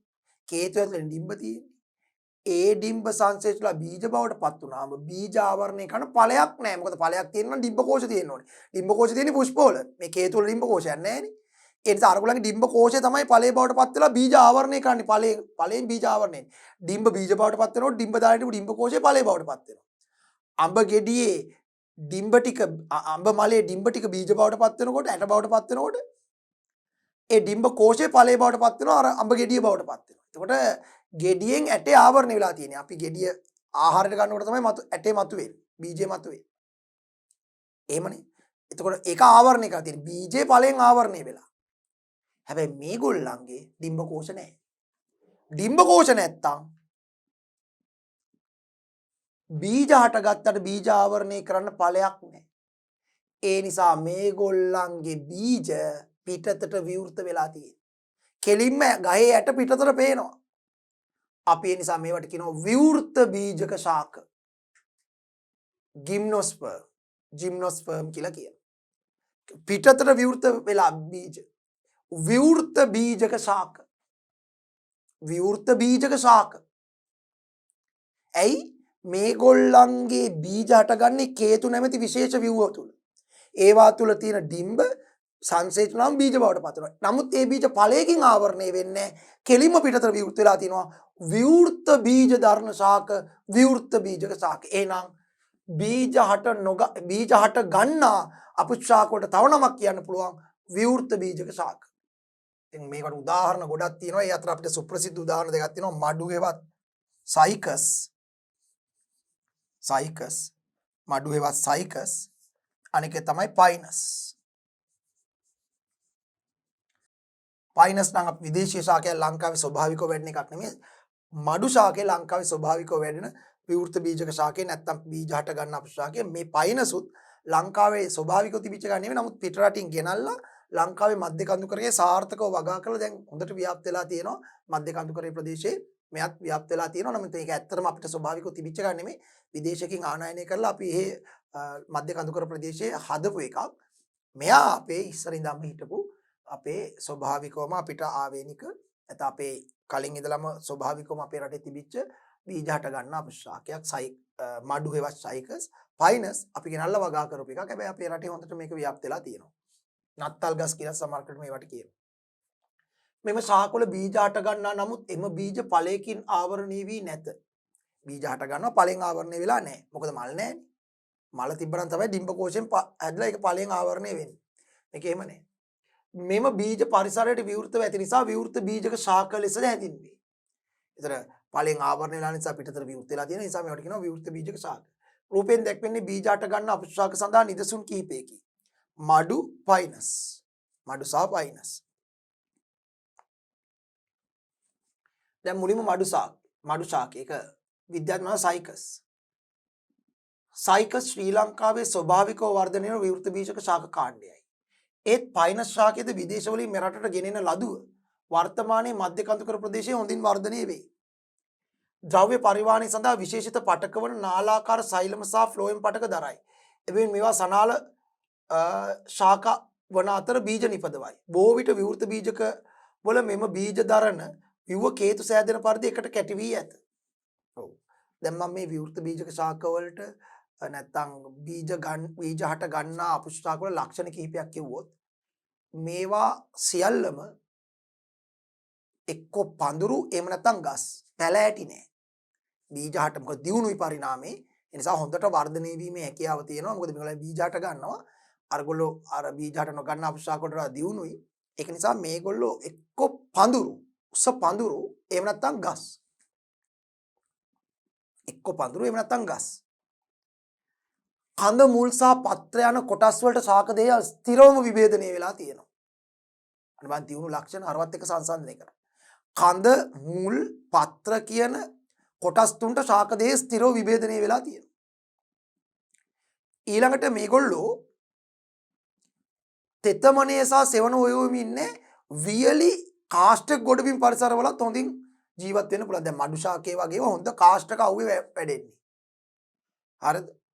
ඒගොල්ලන්ට සාමාන්‍ය ගොඩබිම් පරිසරවල වගේම වියලි කාෂ්ඨක ගොඩබිම් පරිසරවල පවා හොඳට වර්ධනය වීමේ හැකියාව තියෙනවා. ඒ කියන්නේ පරිසරය ඕන පරිසරයක් අතික්‍රමණය කිරීමේ හැකියාව තියෙනවා.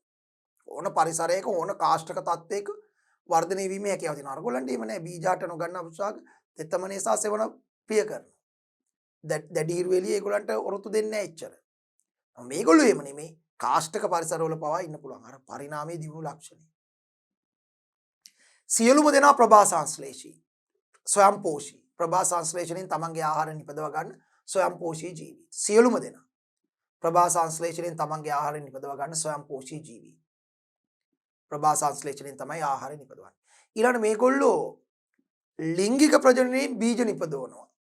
හැබැයි කලාතුරකින් අලිංගික ප්‍රජනනයෙන් බීජාණු හදලා ව්‍යාප්ත වෙන්නත් පුළුවන්. බැරි කමක් නැහැ. අලිංගික ප්‍රජනනය කරලා අලිංගික ප්‍රජනනයේදී හැදෙන්නේ බීජ නෙමෙයි බීජාණු. කලාතුරකින් අලිංගිකද අරගොල්ලෝ ඔක්කොම එහෙමනේ. අරගොල්ලන්ගේ ලිංගික ප්‍රජනනය හරි කලාතුරකින් තිබ්බේ බීජාට නොගන්න අපසාකල බීජාණුමයි හැදුනේ. බීජාණුමයි හැදුනේ. මේගොල්ලන්ගේ කලාතුරකින් අලිංගික ප්‍රජනනයෙන් බීජාණු හැදෙන්න පුළුවන්. හැබැයි බහුතරයක් ලිංගික ප්‍රජනනයෙන් බීජ හදන්නේ. බීජ හට ගන්න නිසානේ මේක බීජ හට ගන්න අපසාක කියන්නේ. ඒ බීජ බාහිර පරිසරයට විවෘත වෙලා තිනවා ඩිම්බ කෝෂයෙන් නැත්නම් පළෙන් ආවරණය වෙලා නැහැ. ඒ නිසා තමයි විවෘත බීජ කියන්නේ. එතකොට ප්‍රධාන වශයෙන් ලිංගික ප්‍රජනනයෙන් බීජ නිපදවලා ඒ බීජ මේ තියෙන බීජ මේ බීජ පැල වෙලා තමයි අලුත් පැල හටගන්නේ. කලාතුරකින් ඇතැම් ආකාරවල මීට අමතරව බීජාණු වලින් ව්‍යාප්ත වීමක් වෙන්නත් පුළුවන්. ඒක බොහොම කලාතුරකින් වෙන වැඩක්. ඊළඟ මේගොල්ලන්ගේ තියෙනවා ශාක දෙහි ජලයේ පරිවාහනය කරන සෛලම පටකේ. ආහාර පරිවාහනය කරන ෆ්ලෝයම පටකේ. මේ පටක වර්ග දෙකම නල සහිතයි. දැන් ජලය සහ කංජලවන පරිවාහනය කරන සෛලම පටකේ සෛලම නාල වලින් සමන්විතයි. ගහේ තියෙන කඳ ඇතුලේ තියෙන කඳ මුල් අතුවල තියෙනවා මේක. මුල් වල ඉඳලා කඳ හරහා අතු හරහා පත්‍ර වලට ජලය සහ කංජලවන පරිවාහනය කරන සෛලම පටකේ. ඒකෙන් සෛලම නාල දිගේ තමයි ජලය සහ කංජලවන යන්නේ. එතකොට ඒක සනාල පටකයක්. නාල සහිත පටකයක්. ඒ වගේම පත්‍ර වල නිපදෙන ආහාර ශාකයේ සෙසු කොටස් කරා කඳට අතු වලට මුල් වලට ආහාර පරිවාහනය කරන ෆ්ලෝයම පටකේ තියෙනවා.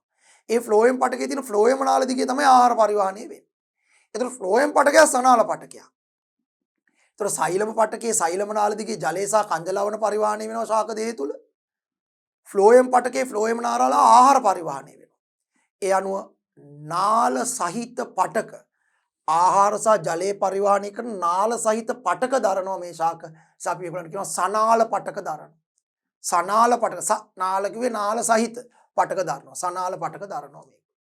සනාල පටක දරනවා. සනාල පටක සහිත ශාක. සනාල පටක සහිත ශාක. පැහැදිලි? ඉතින් මේවා තමයි මේගොල්ලන්ගේ ලක්ෂණ. හොඳයි. ද්‍රව්‍ය පරිවාහනය සඳහා විශේෂිත පටක වන නාලාකාර සෛලමසලා ෆ්ලෝයම් පටක දරයි. එබැවින් මේවා සනාල ශාක වන අතර බීජ නිපදවයි.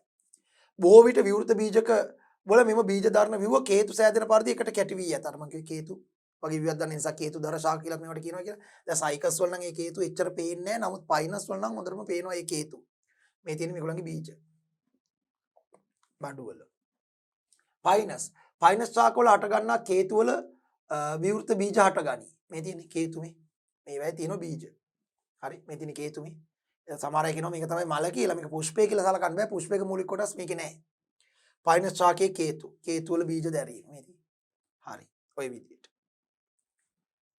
ඔන්න පොදුවේ කියලා තියෙනවා බීජ හට ගන්න අපුෂ්ප ශාකවල ලක්ෂණ පහත වගුවේ දැක්වේ. ව්‍යුහය ලක්ෂණය. මේ බලන්න. ව්‍යුහය ගත්තොත් සනාල පටක දරයි.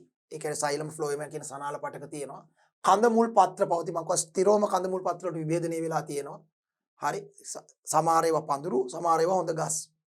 පැලෑටි නෑ මේවා. ප්‍රමාණයෙන් විශාල ශාක වේ. බොහෝමයක් ගස් වේ. කාෂ්ඨීය ඍතු කඳකින් යුක්තය. සමහරක් පඳුරිය. පෝෂණය. සියල්ලෝම ස්වයං පෝෂී වේ. ප්‍රභා සංශ්ලේෂණෙන් ආහාර නිපදවන ප්‍රභා සංශ්ලේෂණය. ප්‍රජනනය. බීජ මගින් ලිංගික ප්‍රජනනය, බීජාණු මගින් අලිංගික ප්‍රජනනය සිදු කරයි. කලාතුරකින් බීජාණු මගින් අලිංගික ප්‍රජනනය කරනවා. ප්‍රධාන වශයෙන් බීජ වලින් ලිංගික ප්‍රජනනය තමයි ඩිම්බ සංසේචලා බීජ ඇදෙන්නේ. ඒ බීජ පිටතට විවෘත නිසා තමයි අපි කියන්නේ විවෘත බීජ කියලා. ව්‍යාප්තිය. මෙම ශාක භෞමික පරිසරවල ව්‍යාප්තිය ඇත. තෙතමනේ තියෙනවද නැද්ද කියන එක අදාළ නැහැ. වියලි කාෂ්ඨක පරිසරවල පවා මේගොල්ලෝ ව්‍යාප්ති වෙලා තියෙනවා හොඳට. පැහැදිලි? ඔන්න එහෙනම් මේ ලක්ෂණ දිහා සංසන්දනය කරගත්තම මේ දෙගොල්ලන්ගේ අපිට පේනවා බීජාට නොගන්නා අපුෂ්පාක වලට වඩා බීජාට ගන්නා අපුෂ්පාක පරිණාමිකව දියුණු. හරි. දැන් අපි බලමු මේ දෙගොල්ලන්ගේ මේ බෑ පුෂ්ප නැහෙනි. එහෙනම් පුෂ්පාට ගන්නකොට ඊට වඩා දියුණු ලක්ෂණ හට ගන්නවා. එහෙනම් අපි ඒක බලමු. සපුෂ්ප ශාක. මොනවද සපුෂ්ප ශාක කියන්නේ? පුෂ්ප හට ගන්නා ශාක වලට අපි කියනවා සපුෂ්ප ශාක. වර්තමානයේ වන විට ලෝකයේ තියෙන පරිණාමිකව දියුණුම ශාක දර්ශය තමයි ශාක කාණ්ඩය තමයි සපුෂ්ප ශාක. සපුෂ්ප ශාක වල හට ගන්න පුෂ්ප කියන්නේ පුෂ්ප කියන්නේ පුෂ්ප සහිත ශාකනේ මල් හට ගන්නා ශාක. මේ සපුෂ්ප ශාක වල හට ගන්නා පුෂ්පේ අනු ලිංගික ප්‍රජනක ව්‍යුහය. සපුෂ්ප ශාක වල ලිංගික ප්‍රජනක ව්‍යුහය තමයි පුෂ්පේ. ලිංගික ප්‍රජනක ව්‍යුහය.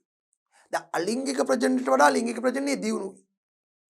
අලිංගික ප්‍රජනනයට වඩා ලිංගික ප්‍රජනනය දියුණුයි.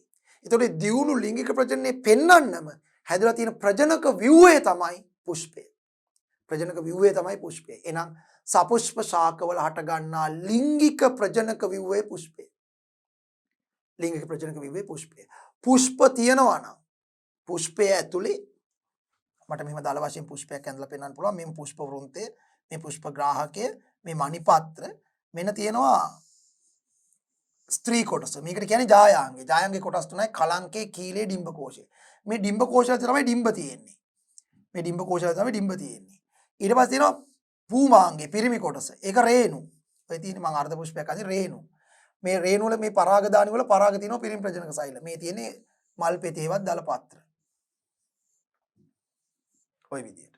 එතකොට දැන් මේ පරාගදානි වල උපදින රේණු සංසේචනයේදී මෙතනින් කලංකයට ඇවිල්ලා කලංකෙන් කීලේ දිගේ කියලා ඩිම්බ කෝෂයට කියලා ඩිම්බ කෝෂයෙන් තියෙන ඩිම්බ සංසේචනය කරනවා. ඩිම්බ සංසේචනය වුණාම ඩිම්බපත් වෙනවා බීජ බවට.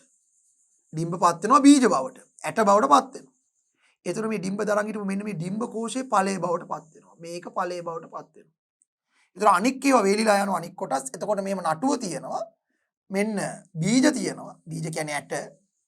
බීජය ආවරණය කරලා ඵලයේ තියෙනවා. මේ ඵලය. මේ තිබ්බේ ඵලයට. ඒ කියන්නේ ගෙඩිය ඇතුලේ ඇට. එතකොට ඇට බවට පත් උනේ මේකේ තිබිච්ච ඩිම්බ. ඩිම්බ සංසේචනාම ඩිම්බ බීජ බවට පත් වුණා ඇට. එතකොට ඩිම්බ දරාගෙන ඉපු තනි ඩිම්බ කෝෂේ ඵලයේ බවට පත් වෙනවා. ඒත් අපි කියනවා බීජ ඵලයකින් ආවරණය වෙලා තියෙන නිසා සපුෂ්ප ශාකවල පුෂ්පයේ තුල තියෙන ඩිම්බ සංසේචනලා බීජ බවට පත් වෙනකොට එම ඩිම්බ දරාගෙන ඉපු ඩිම්බ කෝෂය ඵලයේ බවට පත් වෙලා බීජ ආවරණය කරනවා. ඒ නිසා සපුෂ්ප ශාකවල හට ගන්නා බීජ හේවත් ඇට පිටතට පේන්නේ නැහැ. පිටතට පේන්න ඵලයේ ආරලා අයින් කරන්න ඕනේ. පිටතට පේන්නේ මොකද ඒකට හේතුව ඒ බීජ ඵලයකින් ආවරණය වෙලා තියෙනවා. ඒ නිසා මේ සපුෂ්ප ශාක වලට තව නමක් කියනවා අවෘත බීජක ශාක. අවෘතයි කියන්නේ වැසුණු. අවෘත බීජක ශාක. ඇන්ජියෝස්පර්ම් අවෘත බීජක ශාක. සපුෂ්ප ශාක වල හට ගන්නා පුෂ්පය තුල තිබෙන ඩිම්බ සංසේචන වුණාට පස්සේ බීජ බවට පත් වුණාම එම බීජ එම ඩිම්බ දරා හිටපු ඩිම්බ කෝෂයේ ඵලයේ බවට පත් වෙලා බීජ ආවරණය කරනවා. ඒ නිසා සපුෂ්ප ශාක වල හට ගන්නා බීජ ඵලයකින් ආවරණය වෙලා තියෙන නිසා පිටතට පේන්නේ පිටතට විවෘත නැහැ. වැසිලා තියෙන බීජ අවෘත බීජක ශාක කියලා මේ ශාක වලට කියනවා. අවෘත බීජක ශාක. හරි අවෘත බීජක ශාක. සපුෂ්ප ශාක වල පුෂ්ප හට ගනී. සපුෂ්ප ශාක වල ලිංගික ප්‍රජනක ව්‍යුහය වනුයේ පුෂ්පයයි. සපුෂ්ප ශාක වල ලිංගික ප්‍රජනක ව්‍යුහය වනුයේ පුෂ්පයයි. සපුෂ්ප ශාක වල ලිංගික ප්‍රජනක ව්‍යුහය වනුයේ පුෂ්පයයි. මෙම පුෂ්ප මගින් ඵල හට ගනී. ඵල තුල බීජ හට ගනී. බීජ සෑම විටම ඵලයක් මගින් ආවරණය වීම නිසා මේවා අවෘත බීජක ශාක ලෙස හැඳින්වේ. ඇන්ජියෝස්පර්ම්ස් කියන්නේ බීජයේ අඩංගු බීජපත්‍ර සංඛ්‍යාව අනුව සපුෂ්ප ශාක නැවත කාණ්ඩ දෙකකට බෙදියා කැපෙනවා. සපුෂ්ප ශාක අතරත් කියන්නේ දියුණුයි මේවා. ඒවා අතරත් තියෙනවා දෙන්නේ අර හටගන්න බීජේ. මේ හටගන්න බීජේ ඇතුලේ එක බීජපත්‍රයක් තියෙනවා නම් ඒක බීජපත්‍රී ශාක බීජ ඇතුලේ බීජපත්‍ර දෙකක් තියෙනවා නම් ද්විබීජපත්‍රී ශාක. ඒක බීජපත්‍රී ශාක වලට වඩා ද්විබීජපත්‍රී ශාක දියුණුයි. කියන්නේ මේගොල්ලෝ කොහොමද දියුණුයි? දියුණුව අය අතර දියුණුයි ද්විබීජපත්‍රී ඒක බීජපත්‍රී වලට වඩා. ඒ අනුව සපුෂ්ප ශාක අපි නැවත කොටස් දෙකකට බෙදනවා. බීජය තුල තියෙන බීජපත්‍ර සංඛ්‍යාව පදනම් කරගෙන තනි බීජපත්‍රයක් විතරක් බීජය තුල තියෙනවා නම් ඒක බීජපත්‍රී ශාක. බීජය තුල බීජපත්‍ර දෙකක් තියෙනවා ද්විබීජපත්‍රී ශාක. දැන් මේ තියෙන දල වශයෙන් බඩීරිඟු වගේ ශාකයක් ඒක බීජපත්‍රී ශාකයක්. මේ තියෙන ද්විබීජපත්‍රී ශාකයක්. උදාහරණ වලට අරන් තියෙන්නේ මේ. දැන් මේ ඒක බීජපත්‍රී සහ ද්විබීජපත්‍රී ශාක අතර තියෙන ප්‍රධාන වෙනස තමයි ඒක බීජපත්‍රී ශාක වල හට ගන්නා බීජ තුල එක බීජපත්‍රයයි ද්විබීජපත්‍රී ශාක තුල හට ගන්නා බීජ තුල බීජපත්‍ර දෙකයි. ඔක තමයි ප්‍රධානම වෙනස. ඒක බීජපත්‍රී ශාක වල හට ගන්න බීජ තුල එක බීජපත්‍රයයි ද්විබීජපත්‍රී ශාක වල හට ගන්නා බීජ තුල බීජපත්‍ර දෙකයි. හැබැයි ඊට අමතරව ඒක බීජපත්‍රී සහ ද්විබීජපත්‍රී ශාක වල වෙනස්කම් ගණනාවක් තියෙනවා. මොනවද ඒ? ඔන්න අහගන්න. ඒක බීජපත්‍රී ශාක වල මුල බැලුවොත් ඒගොල්ලන්ගේ තියෙන තන්තු මුල් පද්ධතියක්. මෙහෙම කඳෙන් මෙහෙම තනින් තනින් මුල් ගොඩාක් හට ගන්න මූල පද්ධතියක් තමයි ඒක බීජපත්‍රී ශාක වල තියෙන්නේ. අපි ඒකට කියන්නේ තන්තු මූල පද්ධතිය. දැන් පොල් ගහේ මුල බලන්නකො පොල් ඒක බීජපත්‍රී තන්තු මුල් පද්ධතිය. ද්විබීජපත්‍රී ශාක වල මූල පද්ධතිය කියලුවොත් මෙහෙම කඳ තියෙනවා නම් කඳෙන් ප්‍රධාන මුදුන් මුල හට ගන්නවා මෙහෙම. ඒ මුදුන් මුලෙන් හට ගන්න ශාඛා මුල් පාර්ශ්වික මුල් හට ගන්නවා මෙහෙම. ඒ පාර්ශ්වික මුල් තවදුරටත් ශාඛා වලට බෙදෙනවා. ඒතර අපි කියනවා මේ විදිහට තනි මුදුන් මුලක් සහ එයින් නැති වූ පාර්ශ්වික මුල් සහිත තනි මුදුන් මුලක් සහ එයින් නැති වූ පාර්ශ්වික මුල් සහිත මුදුන් මුල් පද්ධතියක් තමයි තියෙන්නේ. ඒතර ඒක බීජපත්‍රී ශාක වල තියෙන තන්තු මුල් පද්ධතිය ද්විබීජපත්‍රී ශාක වල තියෙන මුදුන් මුල් පද්ධතිය. ඒක බීජපත්‍රී ශාක වල තියෙන තන්තු මුල් පද්ධතිය ද්විබීජපත්‍රී ශාක වල තියෙන මුදුන් මුල් පද්ධතිය. ඔන්න තව වෙනසක් ඒක. ඒක බීජපත්‍රී ශාක තන්තු මුල් දරයි ද්විබීජපත්‍රී ශාක මුදුන් මුල් පද්ධතියක් දරයි. ඒ මුල් ගැන කඳ ගැන ගත්තොත් ඒක බීජපත්‍රී ශාක වල කඳ අතු වලට බෙදෙන්නේ නැහැ. පොල්, තල්, කිතුල්, පුවක්, උණ, බඩීරිඟු, වී, තනකොළ මේ ඔක්කොම ඒක බීජපත්‍රී ශාක. කඳ අතු වලට බෙදිලා නැහැ. කඳ අතු වලට බෙදෙන්නේ නැහැ. පොල්, තල්, කිතුල්, පුවක්, උණ, තෘණ, වී හරි මේවායේ කඳ අතු වලට බෙදෙන්නේ නැහැ. ඒක බීජපත්‍රී ශාක වල කඳ අතු වලට නොබෙදේ. ද්විබීජපත්‍රී ශාක ගත්තොත් අඹ, කොස්, දෙල්, නාරං නේද? ජම්බු, අලිපේර මේ වගේ ගස්. ඒතර මේවා කඳ අතු වලට බෙදෙනවා. එහෙනම් කඳේ වෙනස්කම තමයි ඒක බීජපත්‍රී ශාක කඳ අතු වලට නොබෙදේ, ද්විබීජපත්‍රී ශාක කඳ අතු වලට බෙදේ. තව පත්‍ර ගත්තොත් ඒක බීජපත්‍රී ශාක වල පත්‍රවල නාරටි වින්‍යාසයේ සමාන්තර නාරටි වින්‍යාසයක් තියෙනවා. දැන් මෙහෙම තියෙනවා නම් ප්‍රධාන නාරටිය සමාන්තරව තමයි ශාඛා නාරටි ටික තියෙන්නේ මෙහෙම. සමාන්තර නාරටි වින්‍යාසයක් තියෙනවා. ඒක බීජපත්‍රී. ද්විබීජපත්‍රී වල මෙහෙම තියෙන්නේ පත්‍රයේ මෙහෙම තියෙනවා නම් මධ්‍ය නාරටි තියෙනවා නම් ඒකෙන් දැලක් වගේ වීදිත නාරටි තියෙනවා. ඔහොම දැලක් වගේ වීදිත නාරටි. අපි කියනවා ජාලාකාර නාරටි වින්‍යාසයක් තියෙනවා. දැලක් වගේ. හරි නෙට් එක වගේ දැලක් වගේ වීදිච්ච නාරටි තියෙන ඔන්න ඕක මේක මෙහෙට වීදිනවා මෙහෙම හැම තැනටම වීදිනවා. ජාලාකාර නාරටි වින්‍යාසයක් තියෙන අතු බෙදි බෙදි යනවා. මේක එහෙම නෙමෙයි ප්‍රධාන නාට්‍ය සමාන්තරව ශාඛා නාට්‍ය සමාන්තර තියෙනවා. සමාන්තර නාට්‍ය වින්‍යාසයක් පත්‍රවල මේගොල්ලන්ගේ පත්‍රවල ජාලාකාර නාට්‍ය වින්‍යාසයක්. එහෙනම් පත්‍ර ගැන ගත්තොත් වෙනස තමයි ඒක බීජපත්‍රී ශාක සමාන්තර නාට්‍ය වින්‍යාසයක් දන්න පත්‍ර දරයි. ද්විබීජපත්‍රී ශාක ජාලාකාර නාට්‍ය වින්‍යාසයක් දන්න පත්‍ර දරයි. ඊළඟ පුෂ්ප ගැන ගත්තොත් මල් ගැන. ඒක බීජපත්‍රී ශාක වල තියෙන්නේ ත්‍රිඅංක පුෂ්ප සැලැස්මක් තියෙන ශාක. ත්‍රිඅංක කියන්නේ මණිපත්‍ර 3යි. මණිපත්‍ර 3යි, මල් පෙති 3යි, රේණු 3යි. ඔක්කොම 3 කැලි තියෙන්නේ. මණිපත්‍ර 3යි, මල් පෙති 3යි, රේණු 3යි. 3 ඒවා ත්‍රිඅංක පුෂ්ප සැලැස්මක් තියෙන්නේ. හැබැයි ද්විබීජපත්‍රී ශාක වල චතුරාංක හෝ පංචාංක පුෂ්ප සැලැස්මක්. චතුර් කිව්වේ 4 ඒවා. එහෙම නැත්නම් 5 ඒවා.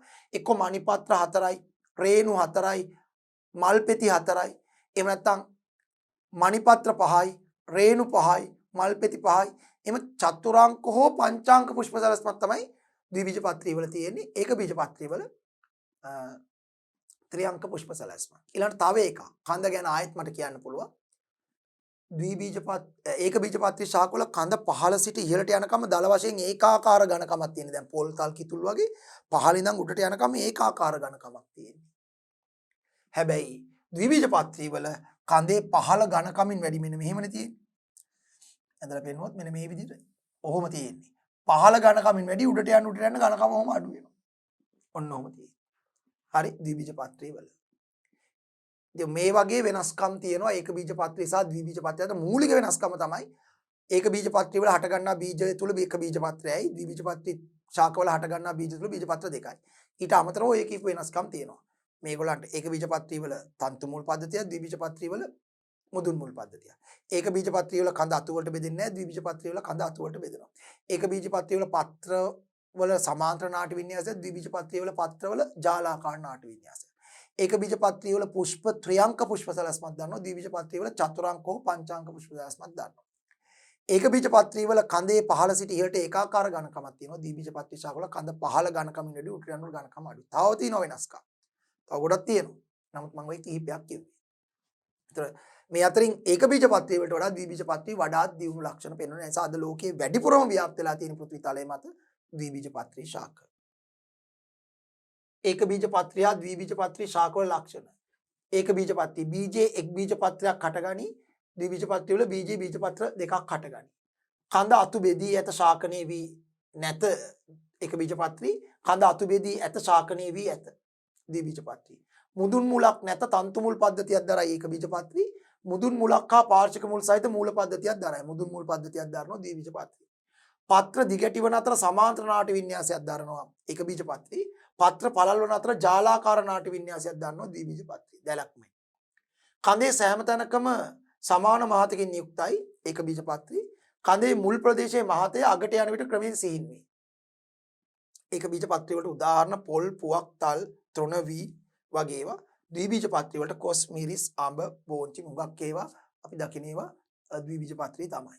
හොඳයි. ඔන්න එහෙමනම් සම්පූර්ණයෙන්ම සාකච්ඡා කරලා ඉවර කළා ශාක වර්ගීකරණය. එන ශාක වර්ගීකරණය මතක තියාගන්න ශාක වර්ග කරද්දී අපි බෙදෙන ප්‍රධාන නිර්ණායකයේ පුෂ්ප හට ගැනීම හෝ හට නොගැනීම අනුව පුෂ්ප හට ගන්නා ශාක සපුෂ්ප ශාක, පුෂ්ප හට නොගන්නා ශාක අපුෂ්ප ශාක. අපුෂ්ප ශාක නොදියුණුයි සපුෂ්ප ශාක වලට වඩා. අපුෂ්ප ශාක නැවත අපි වර්ග කෙරුවා කොටස් දෙකකට. මල් නැති වුණාට බීජ තියෙනවා නම් බීජ හට ගන්නා අපුෂ්ප ශාක, මලුත් නැහැ බීජත් නැත්නම් බීජ හට නොගන්නා අපුෂ්ප ශාක. බීජ හට නොගන්නා අපුෂ්ප ශාක තමයි පරිණාමිකව පහත්ම. ඒක සාපේක්ෂව බීජ හට ගන්නා සයිකස් ෆයිනස් වගේ බීජ හට ගන්නා අපුෂ්ප ශාක පොඩි දියුණු ලක්ෂණ පෙන්වනවා. දියුණුම කාණ්ඩය තමයි සපුෂ්ප ශාක. නවත ඒවා සපුෂ්ප ශාක ඒවායේ බීජය තුල තියෙන බීජපත්‍ර සංඛ්‍යාව අනුව කොටස් දෙකකට බෙදුවා. ඒක බීජපත්‍රී ශාක, ද්විබීජපත්‍රී ශාක. ඒවා වෙනස්කම් මතක තියාගන්න ඕනේ. ඒක බීජපත්‍රී වලට වඩා ද්විබීජපත්‍රී ශාක දියුණු බවින් ඉහළයි. හොඳයි ඔන්න එහෙමනම් අපි ශාක ලෝකයේ ශාක වර්ගීකරණය ඇසුරෙන් දල වශයෙන් ශාක ලෝකයේ තියෙන ශාක වල ලක්ෂණ අපි කතා කරුවා. ඉදිරියේදීත් අපිට විශේෂයෙන් මේ සපුෂ්ප ශාක වල ලක්ෂණ ගැන කතා කරන්න තව දීර්ඝව සපුෂ්ප ශාක කියන්නේ දියුණු ශාක පැත්ත කතා කරන්න ඉදිරි පාඩම් වලදී අවස්ථාව ලැබේවි. එතනදී අපි ඊට වඩා තවත් විස්තරාත්මකව සපුෂ්ප ශාක දියුණු ශාක කාණ්ඩය ගැන කතා කරනවා. කෙසේදත් අපි ඊළඟට එන්න හදන්නේ අපේ සත්ව වර්ගීකරණයට. සතුන් කොහොමද අපි වර්ග කරගෙන මේ විදිහට හදාරන්නේ කියලා. එනු සත්ව වර්ගීකරණය අපි ඊළඟ පරිච්ඡේදයේදී කරන්න බලාපොරොත්තු වෙනවා. ශාක වර්ගීකරණය ගැන මේ කරපු කොටස් හොඳින් අවබෝධ කරගෙන මතක තියාගෙන ඒවා හොඳින් පරිශීලනය කරලා ඒවා මෙනෙහි කරලා ඒකේ තියෙන සිදුවීම් ඒ වර්ගීකරණ කරන ක්‍රම ඒවා ගැන හොඳට අවබෝධ කරගෙන ඒවා කොළවල ලියලා සටහන් කරගෙන හොඳට සූදානමක් ඇතුව අපේ ඊළඟ පරිච්ඡේදයට සම්බන්ධ වෙන ඊළඟ පරිච්ඡේදයේදී අපි සත්ව වර්ගීකරණය ගැන සාකච්ඡා කරනවා. හොඳයි එහෙමනම් සත්ව වර්ගීකරණයේ ඊළඟ පරිච්ඡේදයේ හැම මේ බලාපොරොත්තු ඇතිව මේ පරිච්ඡේදයෙන් සමුගන්නවා. සියලු දෙනාටම තෙරුවන් සරණයි. සප්පදානං ධම්මදානං ජිනාති. සියලු දානයන්ට වඩා ධර්ම දානය උතුම් වන්නේය යන උතුම් බුදු වදන පසක් කරමින් පිරිවෙන් අධ්‍යාපනය ලබන සුවහසක් පොඩි හාමුදුරුවන් වහන්සේලාගේ මෙහෙණින් වහන්සේලාගේ සහ දුවා දරුවන්ගේ දහම් ඇස විවර කරමින් සම්බුද්ධ ශාසනයේ චිරස්ථිතිය උදෙසා ධම්මික පෙරේරා ෆ්‍රෙසිලා පෙරේරා පදනම මගින් සිදු කෙරෙන මහඟු සමාජ සත්කාරයයි ඩීපී පිරිවෙන් අධ්‍යාපනය.